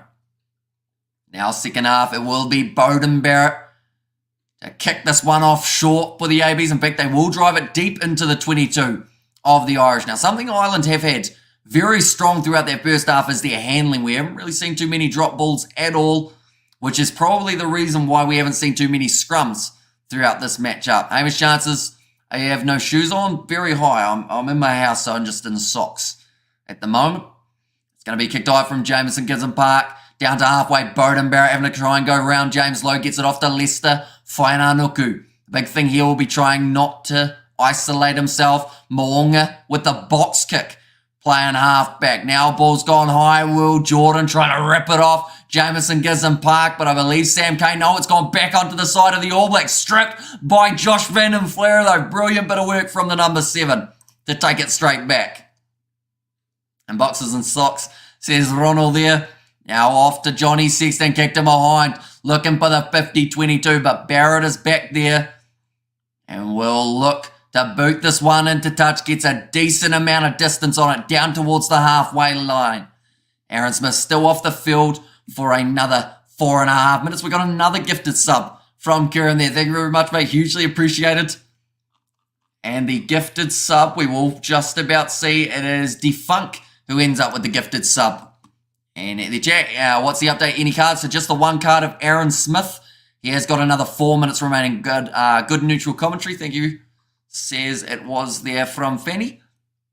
And also, please tell me I get to see and play, says Ren. Sadly, not due to YouTube's guidelines. We are unable to show any match footage or audio, but we are doing the play-by-play. Johnny Sexton going off to Kalen Doris, now looping around. Was Mac Hansen. He's gone for the big kick in behind, but it sits up for Rico Ioane, wanting the offload, but Will Jordan was out in front of him. A little bit of a counteract there from the Irish. Richie Moonga just manages to keep it on the side of the All Blacks. Will Jordan has to play halfback, and that is one thing the All Blacks will find while they have got the ball in their hands. Due to the fact that they don't have their halfback, there will be that little bit of extra added pressure. We have also got another donation from Dylan. Thank you very much, mate. Nicely taken by Fainanuku. Gets it ahead of Mac Hansen. All Blacks 45 metres out from the line. We're going to go across to Tyrell Lomax. Johnny Sexton makes the tackle there. Now Moonga plays half. Goes back to Geordie Barrett. Going for the kicking game. Once again for the ABs. Nicely taken by Hugo Keenan, who will take the mark and boot it downfield quickly. Doesn't find the touchline now. Beauden Barrett seeing it across. In fact, it's going to be instead Beauden now. So that one's going up, but Geordie Barrett to line up. He tries to slap it back. It's going to be play on. Tyke Byrne tackled low. Gibson Park goes across now to Johnny Sexton. And behind the All Blacks, short on defenders on the outside. Mac Hansen with the chip and chase. And it does go into touch. I've got there, got no job. Can't donate. Sorry, says Leafy Seller. That is still good. As long as you're enjoying the live streams, that's the main thing. We've always said that the reason we do this is so that you guys who can't watch the game have a way of talking about the game, but also just being able to enjoy some sort of knowledge of what's going on while waiting for the full match replay to be up. Now, Dan Sheehan, this is actually a 50-22 here for the Irish. So now 2 minutes remaining. Aaron Smith still off the field for a little bit longer, ladies and gentlemen. Sheehan gets the call from Porter. No Arno, no swearing, please. Says Ronald. Let's not get carried away. New Zealand has a quality side and experience of the big stage to get them through. Says it was Sibonizo. Now thrown in, almost stolen by Shannon Brazil. Contested by the ABs, but unable to get it back. Here comes Bundyaki, tackled by Sam Kane. And Fainanuku now kicked behind by Jameson. Gives him Park Moonga. Trying to line it up. Omani knocks the ball on. And it will now be a scrum feed for New Zealand. We need to stop kicking, says Jason. Yeah, it does seem to be the tactic that the ABs are going for at this stage. I don't know whether or not it's more strategic to try and keep Ireland inside of their own half and stop them from being able to go for those counter-attack or I guess the counter-attack if New Zealand are on attack and they give the ball up. But it's only another 1 or so minutes remaining on the clock for Aaron Smith's yellow card. All Blacks now have got themselves a scrum, though. It's only the second scrum of the game, and we are 44 minutes through. And Irex says Sally, and New Zealand says Fabian. And there is only one scrum in the first half, says Michael. So, yeah, massively free-flowing game of rugby and not a lot of knock-ons. And when there have been, the advantage has normally been over, or we've had a penalty that has overrode the chance of the scrum. Is it me, or are the Irish a bit too arrogant? Says Nervous Jack. It depends on who you talk to. Like, I feel like there's quite a few Irish supporters who are respectful. They are confident in what their side's able to do, and sometimes I guess that can come across as arrogant in some regards. But, like, at the end of the day, they're on a 17-match winning streak. So if there was ever a time to get confident about what your side's able to do, it's when they are winning like they have been here. Geordie Barrett now moving up to only 10 metres out from their line. Richie Moonga back into the pocket to Bowden Barrett. And does get that ball into touch. Mac Hansen takes it quickly, and space will open up now on the outside. Hugo Keenan goes across to Gary Ringrose. Great low tackle made again by Sam Kane. He has been everywhere for the All Blacks throughout this game. Sexton back and behind to Bundyaki. Sending Retallick the wrong way. Another tackle by Sam Kane. Out to the left-hand side, Van den Flare off to Sexton. Wide slinging pass out to James Lowe. Close to the touchline, does lose his footing. A bit of a counter-ruck there from Rico. Now the yellow card will be up as soon as we have another stopper. Shannon Brazil, good driving tackle made there by him. Down with New Zealand, up Ireland, says Mr. Mesozonic.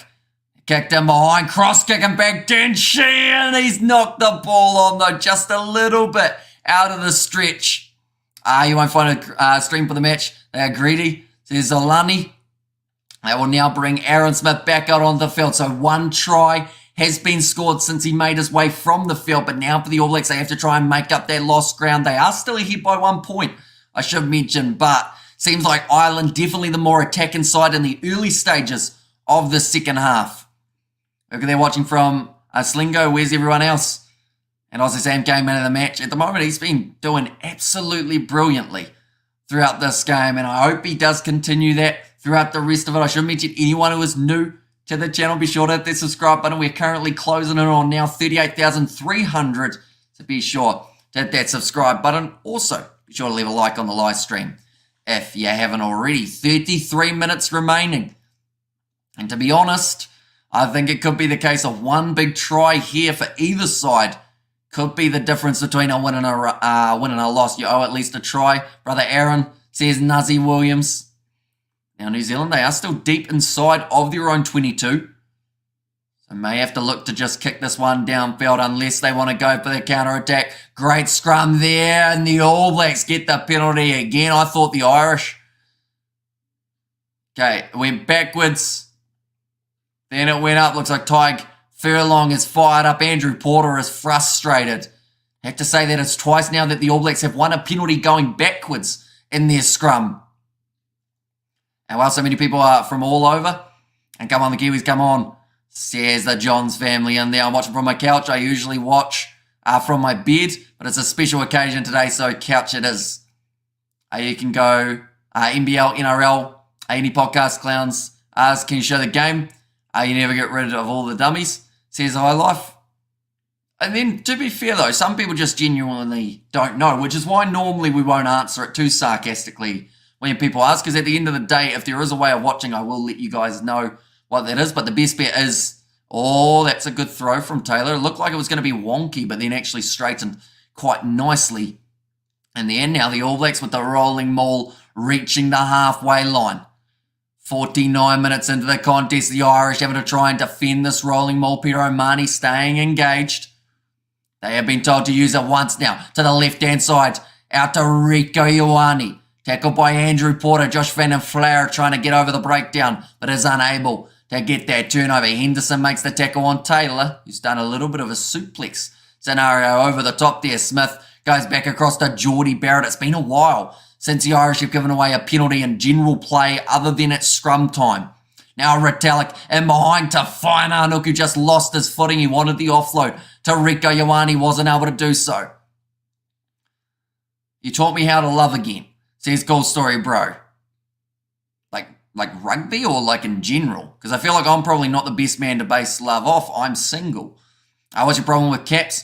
Says Leafy. And here we go, says one to Cash, but currently the All Blacks sitting 30 metres out the line. Place ball. Quick step from Aaron Smith. Almost went through, but he's dragged down by Caelan Norris. Now Barrett runs straight at Furlong and Ringrose.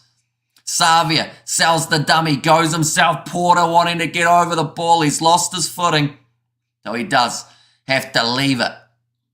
Now Aaron Smith looking for the running option. Goes off to Shannon Brazel. This has been brilliant defence from the Irish all throughout this one. You taught me how to be single again. That's more like it. Get this commentator a gal ASAP, says Martin. All Blacks up to 14.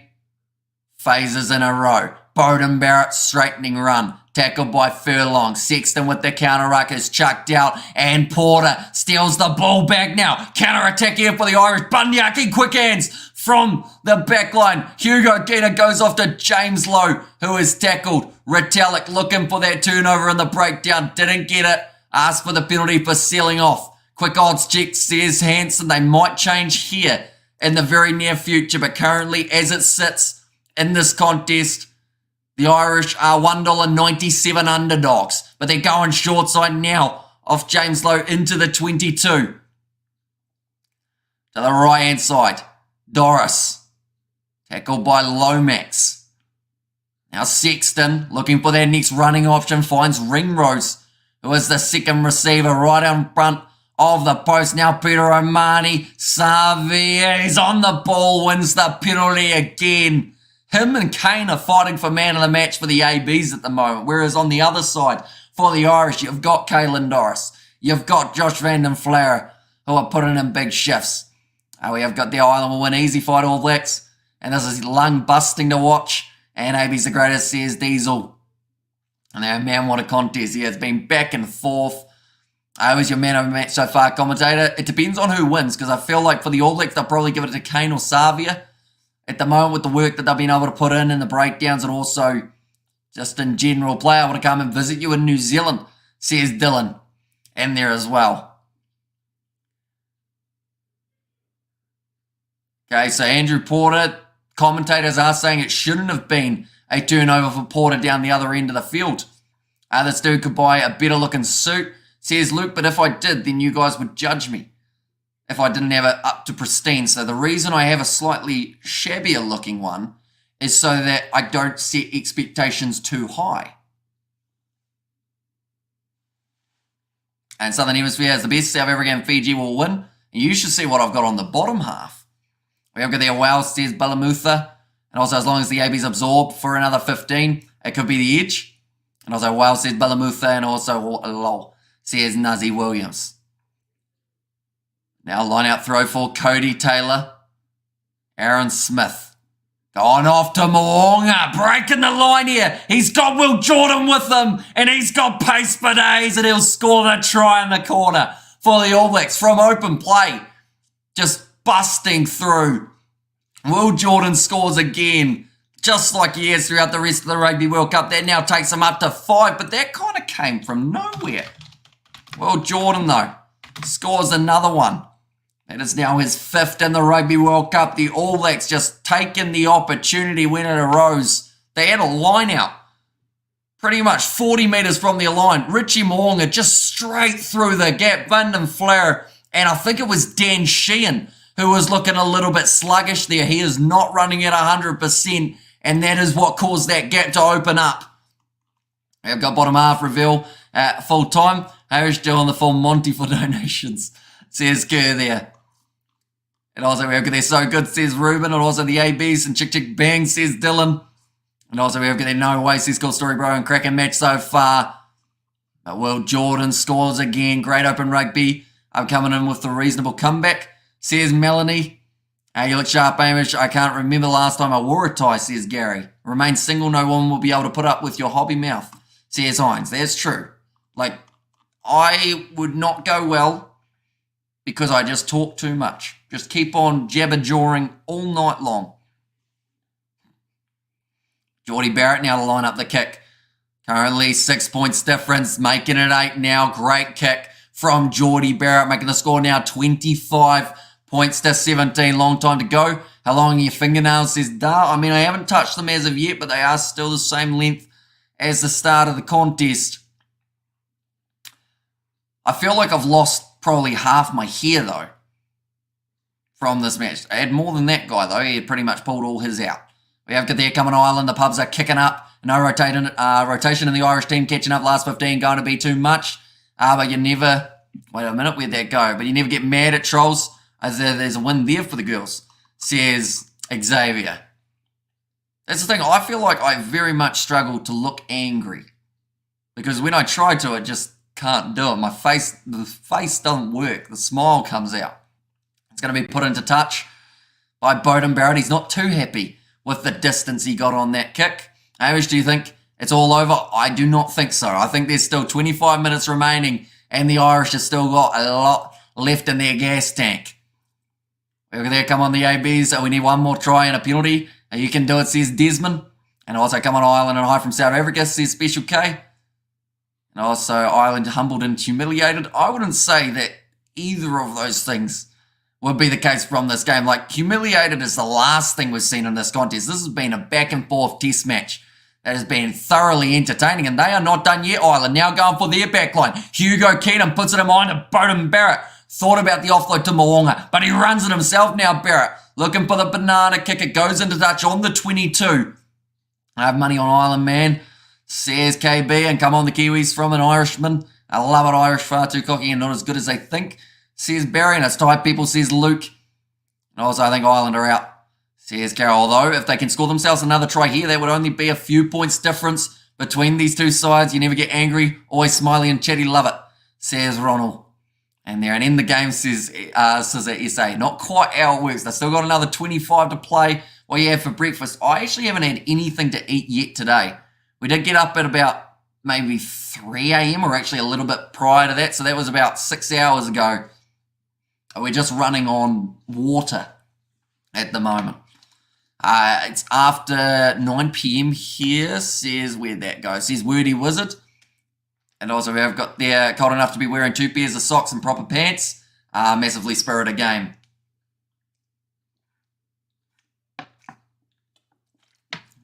Like they've said, this has been an outstanding game. Mac Hansen's calf's gone. He did have that injury coming into this game. They did clear him to be able to play, but it looks like maybe Jimmy O'Brien will now have to make his way onto the field a little bit earlier than anticipated. And also we've got the Ireland #1 in the world. With no World Cup to their name. How so, bro, says Sean. It's called World Rankings. They're currently sitting at the top of the bunch after a 17-match winning streak, but of course they want to try and add a little bit of an extra trophy into their cabinet, and it would be this World Cup as the icing on the cake.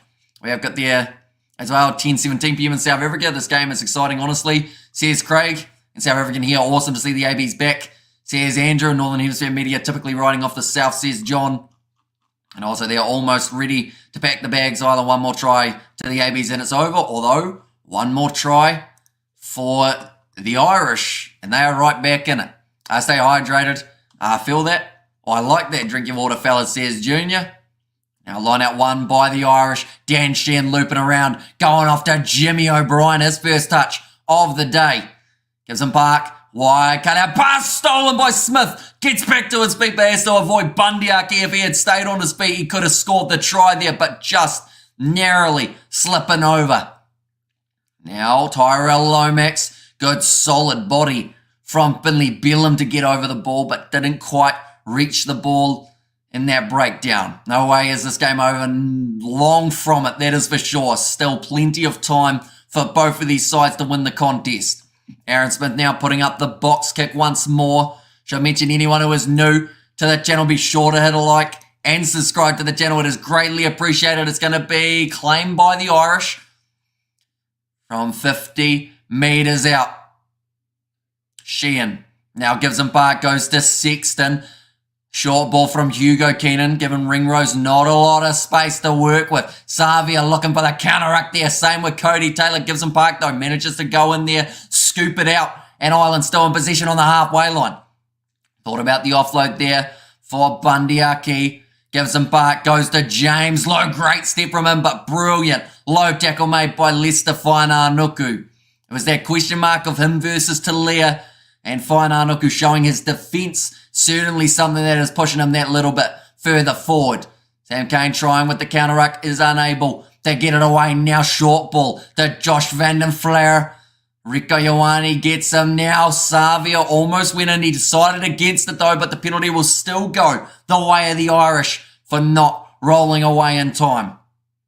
A 60-minute mark is the turning point, says cited. And yeah, so far we've only seen the change of Jimmy O'Brien and Finley Bellum. I believe other than that, we haven't seen too many changes made by either of these two sides.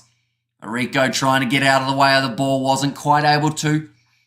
We have got there so many South Africans cause DSTV. I won't let us watch these Uno beer, but I do appreciate every single one of you for being here. If you haven't already, be sure to hit that subscribe button. We are back for every single game of this Rugby World Cup, ladies and gents. We are on the road to 38,500.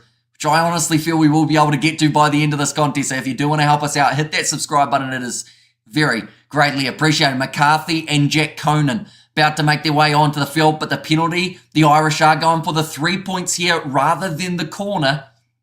So they are looking to just close it within that 7-point margin. And hi from Mexico, go the All Blacks, says Christine. And also AVs need to work on the discipline, says Rudy. It has been something that has plagued their 2023 and 2022 season, the All Blacks. But Sexton has missed. Johnny Sexton does not miss. Now he's missed in this case. That means that they are still outside of the 8 points. Subscribe, support Kiwi Lad, says Trio there. And also, thank you, much appreciated. And Christy has still got to come on. That could be a game changer, says Kerr. And yeah, sounds like Sam Whitelock, he will be making his way on the field for Shannon Frizzell, which does actually mean, more than likely, Scott Barrett will move to number 6. How many subs are we away, Hamish? Says Daniel, at the moment, from that 38,500, we are 194. So if you do want to help us get that a little bit closer, the All Blacks just booting that one down the middle of the park due to that missed kick. Caelan Doris tackled on the halfway line by Cody Taylor. Gives him Park, goes back to Byrne, looping around with Sexton, gets it off to Aki. Good shot on him by Geordie Barrett, muscling up with a big inside centre. Peter O'Mahony now tackled in a physical one by Sam Cane.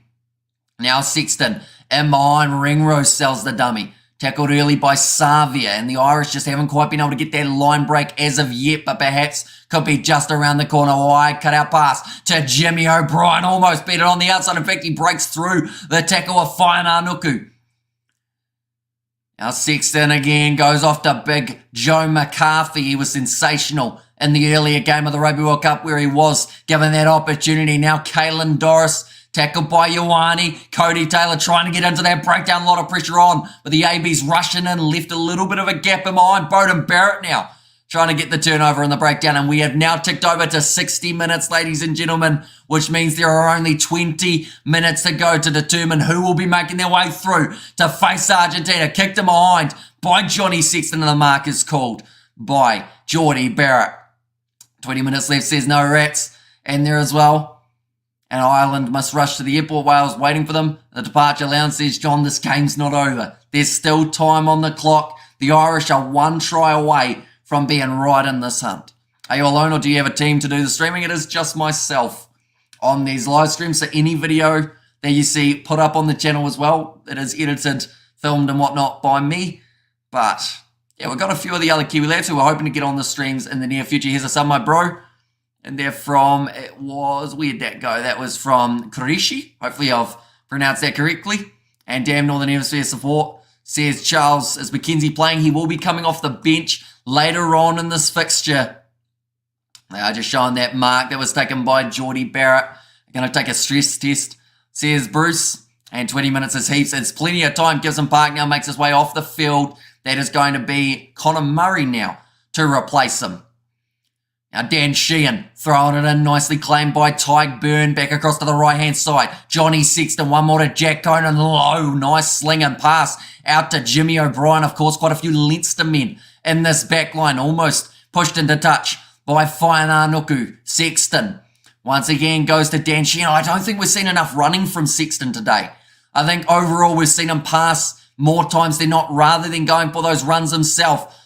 Now counter-ruck from the All Blacks. They have been told no for being able to turn it over. Now Sexton goes to McCarthy, tackled by Barrett, although tries to get back up to his feet. Held well by Savia. Now Sexton again, going off to the right-hand side. James Lowe, space opening up for Hugo Keenan. Massive shot from Sam Cane with the spear tackle on Keenan. But now the Irish back on the attack once more, out to Jimmy O'Brien. In fact, it was Ringrose.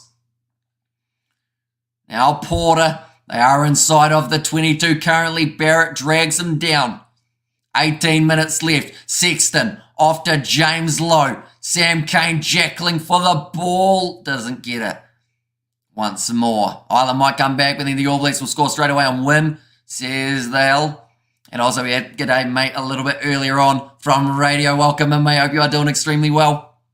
The Irish still on the verge of getting another try. They've scored 2 throughout this game. Now the tackle, this time from Sam Whitelock. Just made his way onto the field. Sexton goes in behind him. Mac Hansen. James Lowe stepping off his boot. All Blacks don't want to let them through. Johnny Sexton, little pop pass up there. Lester Whainarnuku gives away the penalty for Whitelock not rolling away. And now Sexton will have the opportunity to go for the 3 again here, unless they want to go for the corner. And looks like Johnny Sexton is heavily considering that corner option. They do want to try and get themselves back within these 7 points, but of course a long way towards it would be another try. So Whitelock, I can understand why that has been given as a penalty, because when you look at who it was in there, pretty much Whitelock rolled to the side, which then got rid of Caelan Doris, who was looking to counter-ruck and try and keep the possession in favour of the Irish. So pretty much it took out the cleaner, so then it meant that it was an easier path for Whainarnuku. So I understand that penalty up against the ABs there. And stresses killing me. Can we forward, please, says it was no rats. And also can we just get our boy Damien McKenzie on, says Alice Denny. I don't think it'll be too far off. In fact, we see 2 more changes being made here for the ABs. It will be Tamaiti Williams and Fletcher Nor, the 2 Crusaders boys, making their way onto the field. Massive shift from 2 men who haven't had a huge amount of minutes throughout this Rugby World Cup at this stage. Lomax, heavy strapping on the left, or in fact the right knee. De Groot, heavy strapping on the left. After there is Park off. He is. James Gibson Park has left the field, although he was able to score a try in the 38th minute. And now Anton Leonard-Brown. Another change being made for the All Blacks. I believe that may be for Rieko Ioane is the most likely change that they will make here. Oh, no, it's Lester Whainarnuku who makes his way from the field now. And we have got penalty tries, says Sighted there, and go the Bok, says Rian, and also Fiji will be in the final of the Rugby World Cup. Now Dan Sheehan, nicely claimed there by Tyke Byrne as they roll towards the line. It's going to be hard to stop. It is the penalty try as it's dragged down by the All Blacks. Between the sticks, it's an easy 7 for the Irish. And Joe McCarthy, I believe it's the player who they're saying has got it, but it will be now a yellow card for the All Blacks. There is still a late turn in this game, ladies and gentlemen. But it's Cody Taylor who makes his way from the field here.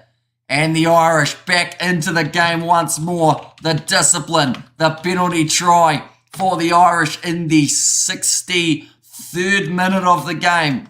And the All Blacks now have to try and play with 14 men once more. Also, it's going to cost New Zealand the win, stupid, says AJ. And also, we're going to come on Ireland and South Africa in the finals versus the Kiwis, says Philip. And also, we have got there. And so the end starts. Says productivity, nobody cares about Americus, his life or high life. And also, yeah, says Craig. And also, sweating, says Robert. And no Gisborne Park, no Ireland win, says KB. Although Conor Murray already looking like he's done decently throughout the last little while. A nice Ireland, says Cecil. So 10 minutes where Cody Taylor now will not be on the field, ladies and gents. It's kicked off by Beauden Barrett going for the awkward low one. And now Ireland with Conor Murray will be looking to kick this one down towards the touchline. A little bit of a mistake there from Richie Mo'unga at the back. Gets it back to Beauden Barrett. Goes for the kick himself. He's got a lot on that one, but taken inside of the 22 by James Lowe rather than leaving it. Kick downfield, claimed by the ABs. Do they go for the run here? Looks like Will Jordan would like to try it, but he's tackled well by Ronan Kelleher. The All Blacks on the halfway line now. Sam Cane. Haven't seen a huge amount of him running with the ball throughout this game. Tackled by Finlay Bellum. Now Smith going to the right-hand side again to Artie Savia. McCarthy has hard work stopping him from making those extra metres. Discipline. AB's losing. Ireland definitely not winning, says Kerr. And now over the ball, Ronan Kelleher. He has knocked the ball on. He did have the turnover, but gets it wrong. We have got there, it's still a win for the All Blacks, says Nathan, and now they have got themselves a scrum feed, which I believe will mean that Cody Taylor will need a replacement, and that being Dane Coles to make his way onto the field. So that means they will take off one of their backs. More than likely, that's almost going to be Anton Leonard-Brown, who's only just made his way onto the field. And this game is very stressful, says Ivan Dude. They're going to take Brodie Retallick off for the All Blacks, and that's what the great commentary bud says. Clive, thank you very much, mate. Anyone who hasn't already, be sure to hit that subscribe button. We are currently 150 away from that goal. We have got there, WGF is this ref doing, says Nick James, although that one was a clear obstruction from the AB, so it's understandable why it was given as a yellow card. You talk too fast, lad. Take a sip of water, please, says Philip. Also, we have got there, good game, says Adel, and also I have no nails left, says Novmum. And also, yes, still no D-Mac. You sound like a horse racing commentator, pal, says Barry. There's been a bit of horse racing on lately. I think the favourite in New Zealand that was supposed to win did not win, so probably cost a lot of people a lot of money. Just like at the moment this game will be, because the odds have been back and forth all throughout the contest. I can't lose all my assets because of this match, says Gilo. So who did you back, Gilo? Out of curiosity. The scrum about to go in. This will be actually the first scrum with Tamaiti Williams. Are we watching the fame of the century, or the game of the century, says Michael. It's certainly been an intense one between these two sides. Thoroughly entertaining, so sorry, Ireland. See you in the next 4 years or not, says Kim. Although they've got the man advantage with 15 minutes remaining. So, you know, it's not over yet. And also, AB's making things difficult for themselves. And Christie, for the last 10 minutes, we're screwed. Says Mumbo Jumbo, Kiwi, big push from the Irish, third time in a row. They have been penalised at scrum time. They're showing Will Jordan there. Richie McCaw's looking as nervous as we have seen him. Oh, the crowd are booing him. That's a bit unfortunate. I feel like if Ireland were winning this game comfortably, Richie McCaw would be getting a standing ovation. But because this is a close contest, fans decide to boo him. And I stay with the All Blacks in South Africa. Geordie Barrett looks like he will be lining up the shot. This is a crucial kick here, because that will extend the All Blacks lead out to more than the 3 points. Entertaining game, good work, game, support the Kiwi lads. Says Trio there. And also, wow, and still no card for Ireland. Holy F, says Nick. Although in this case, like those scrums, it's a bit of a weird one, isn't it? Because it's the defensive scrum, but for a different reason that they are getting penalised, if that makes sense. And time for D-Mac. Do you eat kiwi bird, says Uno? If chicken counts, then yes, but we don't eat like the actual national bird because, like, yeah, I don't think that'd be very tasty, to be honest. Now, lining up this kick, Geordie Barrett to get it to within the 7. Boom, Richie, quality stuff, Ireland. Says, cool story, bro. Barrett, he's hooked it away to the left-hand side, and that will remain at 1 point difference between these two sides, ladies and gents. South Africa goes behind New Zealand all the way, says Thai Lifestyle. New Zealand will win the match, says Ayanda. And also an Irish are trying to cheat at the scrum. They think they're doing, that was South Africa, the refs have noticed it already, says JP. Dalton Papali'i just getting some last-minute words before perhaps he makes his way onto the field. Cody Taylor still off the field for another 6 minutes. The All Blacks are going to have to fight hard. It's going to be kicked high. Geordie Barrett chasing it. Oh, he's been taken down. Another penalty to the All Blacks here. And march 10 forward for a comment made by one of the Irish players, is it? No. Okay, it is still going to be the same mark. He's taken number 12 off the ball. This is an easier kick, and this is almost Moonga distance. Don't understand the rules. This is the worthy, but this is worthy of the final. I got Irish heritage, so come on Ireland, says Todd. And so nervous as an Irish person, and sadly we eat Springbok over here, not me, but others. And also go the All Blacks, says Jacob. And there, so they've said that Geordie Barrett was taken out. When is the yellow card expiration? There is still going to be another 5 minutes remaining of the Cody Taylor yellow card. So the more penalties that are given away by the Irish here, the more chance that the All Blacks have of getting out of this 10 minutes without conceding another try, because they did last time. Jamison Gibson Park's try came because of that yellow card of Aaron Smith. Now lining up this kick, Geordie Barrett. Sitting 2 from 3 so far throughout today. Can he get this one over? It's from 40 metres out. Barrett has struck that one a lot better, and that will extend the lead for the All Blacks by 4, sitting 28 points to 24 with not a lot of time remaining. Still 11 minutes though. That is plenty of time for either of these sides to put that lasting effect on this contest and make their way through to the semi-finals. I should mention they are going head-to-head with the Argentines. Whoever wins this game, they've got themselves a date with Los Pumas. Love the Lego Stadium you're using as a background. Thanks for relaying the excitement of the game perfectly. A great job, says Wordy Wizard. Nicely taken by Rico Ioane inside of the 22. Decides to have a bit of an aggressive run there outside of the 22 now. Aaron Smith gets it off to Sam Cane. All Blacks just putting a few phases together here. And penalty for Ireland. Says no rats. Ball's kicked high from Beauden Barrett now. Taken by Johnny Sexton. Steps through, but he's hit hard by Aaron Smith. Connor Murray with the kick in behind. Beauden Barrett is back to cover. Goes to the short side. Runs out of space. I believe he was in touch. They might have to have another look at that one, but the penalty goes to Ireland anyway. And they will now have a choice to make. Do they go for the corner or do they go for the 3 points? I feel like in this case, with the man advantage, you've got to go for the corner. Do they check that one to see if Beauden Barrett was in touch? I believe the foot was out, but they are going to say play on just for now. And the Irish kicking that one for the corner now, 5 meters out from the line with another chance to be able to take the lead in this match.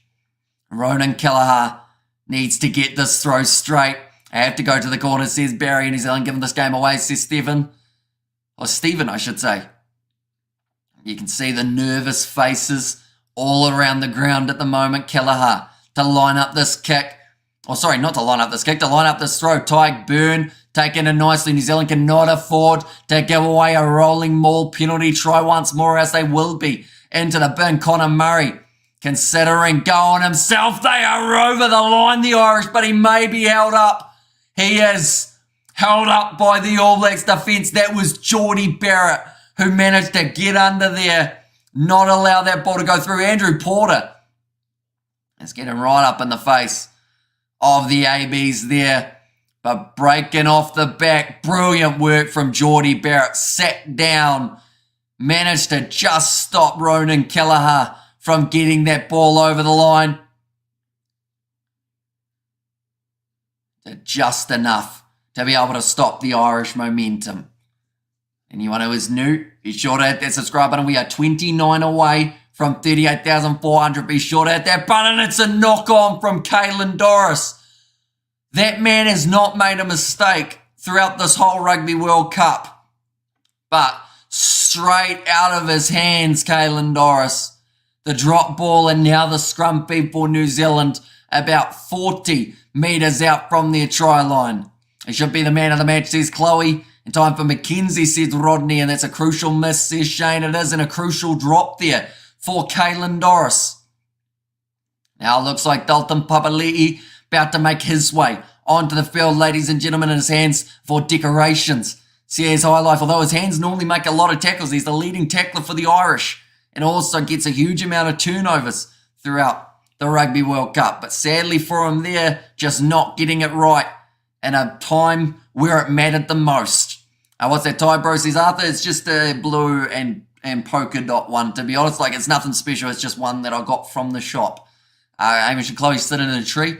And also, so basically New Zealand have to play with 14 to make it fair to the other teams, says David. You look nervous, Amish says, Victor, I've loved this rugby so far. The ball is available for the All Blacks.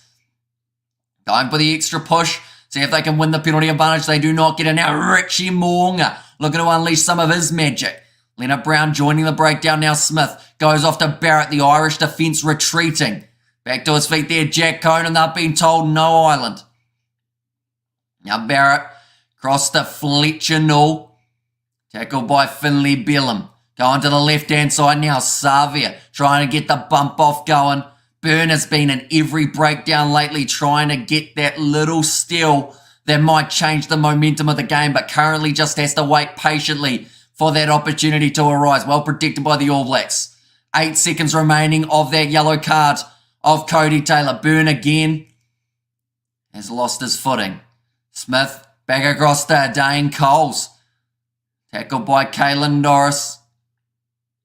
Ball still available. Smith looks like he's going for a box kick here. That is a very interesting choice for the All Blacks. The kick did not go straight. Taken by the Irish, but Jimmy O'Brien driven out. And the All Blacks will now have themselves the scrum beat, and that will bring Cody Taylor back out. But I don't believe he will be back onto the field. In fact, they're going to check this to see whether or not... Okay, no, it is going to be the All Blacks line-out throw now. Dalton Papali'i onto the field. That is for Sam Cane, who honestly has had one of the games of his life throughout this contest. He has got turnovers, he's made tackles, he's done everything he's needed to, and he certainly, I mentioned about it at the start of the game, he had to match Josh Van den Flower and what that man is able to do, and I feel from this contest, he's been able to do just that. Look at there, Messi, says Keenan, Bundyaki still on the field, he certainly is, although we haven't seen a huge amount of him over the last little while. Now line-out throw from Dane Coles is accurate and straight for the All Blacks, starting to roll forward here. They've been told to use it once, although they've been halted in their momentum. Smith decides that he wants the ball. Ty Byrne almost ripping it off him, so Smith panicked, had to go into the breakdown. Caelan Doris on his second go trying to get that turnover, but it's still available for New Zealand. 8.9k listening. Dan says, Simi, anyone who hasn't already, be sure to hit that subscribe button. Now Dalton Papali'i going off to Tamaiti Williams. Ireland have hardly put a foot wrong defensively throughout this full match. And now they have to defend like their World Cup depends on it. Geordie Barrett attacking run almost got isolated. Good work from Joe McCarthy. Richie Moonga kicking him behind. Will Jordan chasing after it. The ball does not roll dead, so Ireland do have to force the goal line dropout. And now they might take this one quickly. New Zealand not watching. Okay, Green are making the replacement for the Irish, so that means that they cannot take that one quickly and take it short. But while they are making that change, if you haven't already hit that subscribe button, we are now only 108 away from the goal that we have. So be sure to hit that button, hit that subscribe if you haven't already. Andrew Porter making his way from the field for Dave Kilcoyne. He's had a tough day at the office, Porter. He's been in many breakdowns, but just hasn't quite been able to get that lasting impact. Geordie Barrett, and back to Bowden, lining up the drop kick from halfway. He's skewed it to the side. It's almost going to be a 50-22 with the way the ball was rolling. Forced by Johnny Sexton, and now it will be the 22 dropout. New Zealand was that the desperation from halfway rather than running it back, deciding instead to opt for the drop kick from 50 out. Would have given them the 7-point lead, but it still may not have been enough. The amount of time remaining on the clock. It's kicked downfield, nicely taken by Will Jordan. 40 metres out from the line now for the All Blacks, and it is going to be 4 minutes remaining on the clock. Dalton Papali'i, his first carry of the matchup now. Smith goes back to Mo'unga. A try here for New Zealand would seal the deal, but a counter-attack from Ireland might just be what they need to win this game. Risky pass from Ardie Savia. Now Smith again. Going off to Mike D. Williams. Good hands from him. Now it looks like Smith was considering that kick, but instead gets it to Savia on the short side. Kelleher locks himself over the ball. Smith asking for the penalty against Conor Murray. Will not receive it though. Now Aaron Smith to put this ball high into the 22 of the Irish. The crowd are not happy with how long it took to get it out there. It is nicely taken by Jimmy O'Brien, and Ireland back in position now. 70 metres to travel up the field to get the try, and they are using their backs here. Bundyaki gets it out to Peter O'Mahony. Rush defence from Barrett. All Blacks deciding that they want Ireland to have the last attack of this contest, trying to find that turnover in the breakdown as well. Now Johnny Sexton off to Bundyaki once more, tackled by Dalton Papali'i, moving up to the halfway line now for the Irish. Tyke Byrne, big solid shot coming into his midsection by Brodie Retallick. Kelleher on the halfway line. New Zealand showing a bit of desperation there, trying to get the turnover in the breakdown. Massive shot there, rushing up Anton Leonard-Brown. Huge hit on Jimmy O'Brien, who was certainly feeling that one. Caelan Doris tackled there by Ronan Kelleher. Now Murray goes off to Sexton. Quick hands that look forward to Tyke Byrne. Over the ball. New Zealand unable to get the turnover. Murray goes off to Kelleher. And behind Ringrose stepping. Over the ball. Sam Whitelock looked for it, but it did pop out the back for the Irish once more. McCarthy tackled by Papali'i. We're up to 78 minutes in this game, ladies and gentlemen. Wide cut out pass, and Beauden Barrett has been able to cut off James Lowe, who's almost pushed into touch. 90 seconds left. Sexton on the halfway line goes to Tyke Byrne. All Blacks, no hands. He gets his hands off the ball again. Sexton and behind to Ringrose. Pop pass up. Offload there again from the Irish. Now Sexton goes off to Kelleher. To Matt Hansen, or in fact, no, sorry, it's Hugo Keenan. Now Murray goes to Sexton. Jack Conan now. Can tell you with 1 minute remaining, everyone's hearts are going elevated just a little bit more for their heart rate. Jimmy O'Brien, not sure what to do in the midfield there. To Mike D. Williams, almost gives away the penalty. Murray, we're up to 18 phases here for the Irish. Back to back to back. Hugo Keenan, cut out pass to Jack Conan. Look for the pass on his outside. He just didn't have any friends. I'm sure he's a liked guy in real life though. Now Jay, it's knocked on, or is it? No, it's gone backwards. Ireland still have time in this contest. It was James Lowe who made that half mistake, but it still is in play for the Irish. Joe McCarthy over the ball. Leonard Brown doesn't get it. Wayne Barnes, I thought he thought about giving the penalty there, but he was just scratching his nostril. Kelleher, another shot on him. 15 seconds remaining. This is the kind of game we expected, ladies and gentlemen. One to go to the wire. Cut out pass. It was flat. Christoph Ridley says play on. The All Blacks having to defend for 23 phases straight. McCarthy back to Ringrose. Tyke Byrne makes another tackle. Murray goes to Sexton, who will break through. Bundyaki out to Jack Conan. Barrett goes for the ball, pops out the back. Savia pouncing on the man. He's over the ball. Ardie Savia, does he get the penalty? No, he doesn't. And it goes on for just a little bit longer.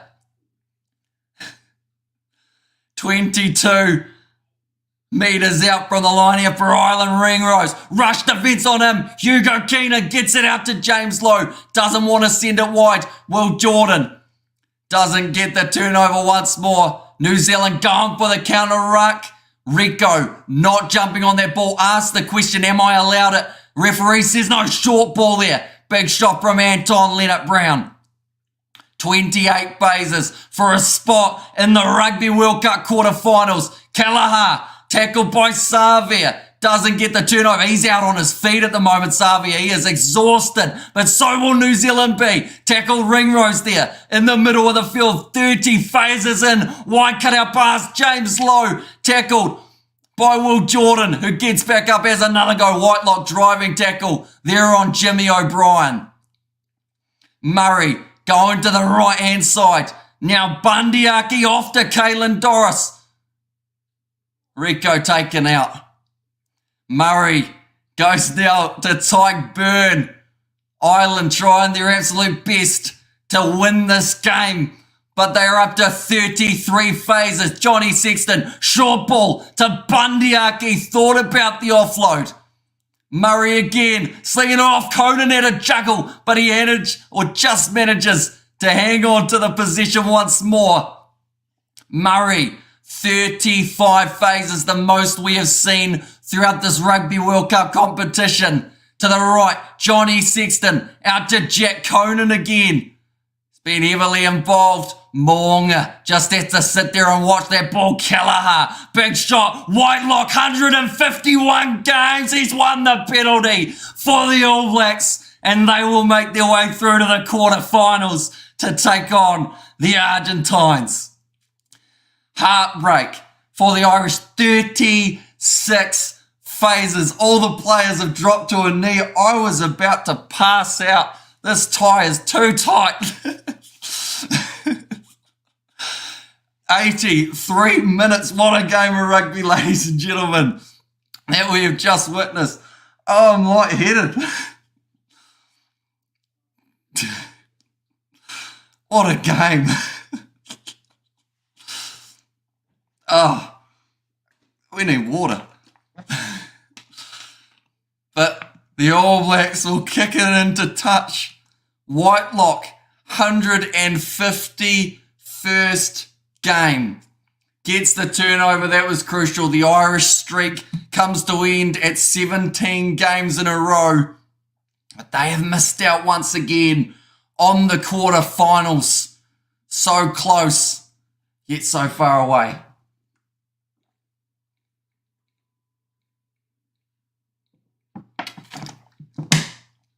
I look like I've just been on a big night out.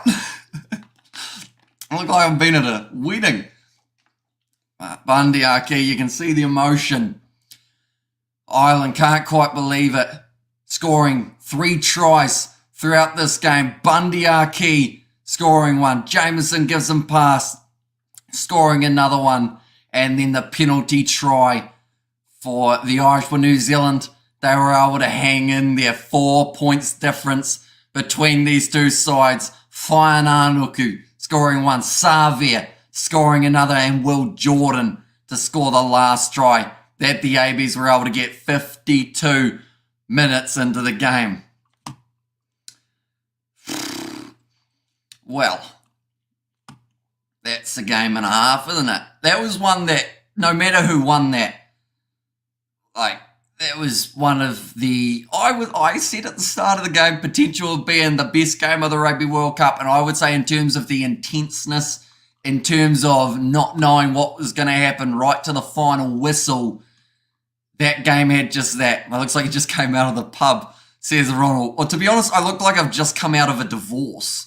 You know, I look like I'm a middle-aged man who's sitting here. Yeah, my wife left me. Seth is donated. Thank you very much. Like, hugely appreciated. John Kerwin is doing a bit of a dance. He is very happy with what he's just seen. We have got the Avies got the yellows and still won. And also we have got their hold your head high Ireland, it hurt. But be proud, played exceptionally, says Duh. Yeah, I feel like the ones in this case who are saying Ireland were humiliated or anything like that obviously didn't see what we just saw. Because that is one of those games of rugby that at many, many times throughout it, the ABs could have lost that game. You look a mess, says Craig there. Yeah, that's another 4K in the bank. We woo chicken soup. Says Kieran, great commentary, bro. Well up the ABs. And also, what a game, Super Hamish. Good to see the chats. Says Trio there, what a game, what an absolute monster of a green team, and so far 2 excellent finals. Now you breathe again, Hamish. Tell you what, it feels nice to be able to breathe between sentences, because that was, I think if they got to 40, I was hitting my head on the desk and someone was going to have to revive me, because that was just right down to the absolute wire. And thanks, bro, for your commentary. It's better than watching the game, says Daryl. Thank you very much. Definitely not humiliated. Yeah, Ireland did brilliant. Humbled? I wouldn't say they were humbled either. At the end of the day, this Irish side have shown exactly why they are ranked number 1 in the world. And I mentioned about it before the game. These sides could play 5 times. One side would win 3, the other side would play or win 2. These 2 sides could take to the field tomorrow, and we could see the Irish win. That's the type of rivalry and the type of intense build-up that we have got in the top 4 sides around the world. Look at there, 20 minutes, with only 14 men. Well done, says Isaac there. And well done, the All Blacks. And then we have also got the donation from Nate as well. Big love, Ireland. Up to Pungo. Go, Kiwi lads. Says Blue Nate. And also you're giving us the best commentary. Said Glenn Woods. I actually looked as if you played too. I feel like I've been through a little bit. My heart rate was going faster than probably some of the players near the end of that game. And please make it Southern Hemisphere shout out this weekend. So I should mention there are still 2 more games to take place, ladies and gentlemen. There is a match taking place tomorrow between Fiji and England, which we will be covering on the channel. And then also the last game taking place between France and also the South Africans. Which hopefully won't be as close as this, because that's a stressful scenario, isn't it? Best game since the ages, says earlier. Yeah, definitely Rugby World Cup best game we have seen so far. Epic game, well done the All Blacks. Never could have called this. So the All Blacks by 4 in the end, managing to get themselves the victory. We have, tell you what, the chat is going so quick at the moment. I think we've got a donation as well from Franz. Yes, we do. For the homeless looking commentator, says Franz Smith. In there as well. And also we have got the Ireland choked again. Monkey still on their back. Rugby World Cup will go to South Africa, or go south from South Africa. And also lost even with the rev on their side. Says Simeon sounds like the best game of the World Cup so far. It certainly was. Pick me, I'll revive you, says Ronald. And there as well. But yeah, we're going to take a few deep breaths. We've all, also got our post-match review that we will still have to do on the channel as well, ladies and gentlemen. So anyone who is new, be sure to hit that subscribe button. That was stressful, to say the very least. I feel like no matter who would have won it, I'm almost speechless at this stage. That's old Joey from the Sky Sport team. He's up on a table celebrating for that one. Cheers, give you lads some comments. Go laugh at. Joey Wheeler, he is absolutely loving it. And yeah, toss that tie. And now we need to see what you're wearing, boxes of shorts, says Ronald.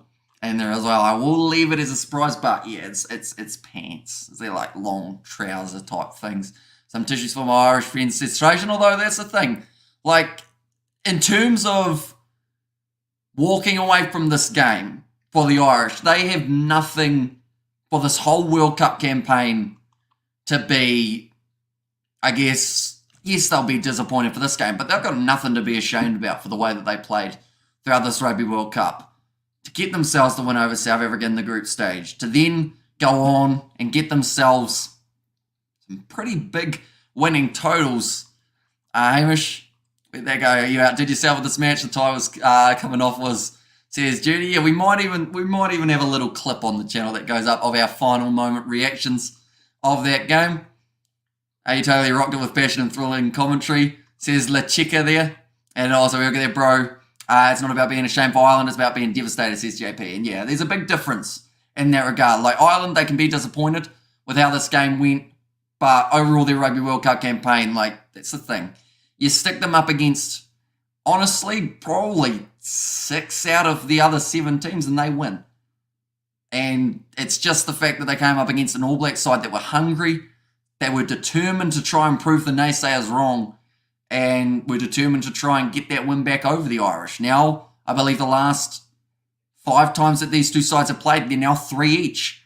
So the All Blacks have won it both in the quarterfinals, and then alongside that, the Irish winning it in those other games that have taken place. But I do thank you all very much for tuning in. Like I mentioned, be sure to hit that subscribe button if you haven't already, ladies and gentlemen. I am going to probably need a lie down in about an hour.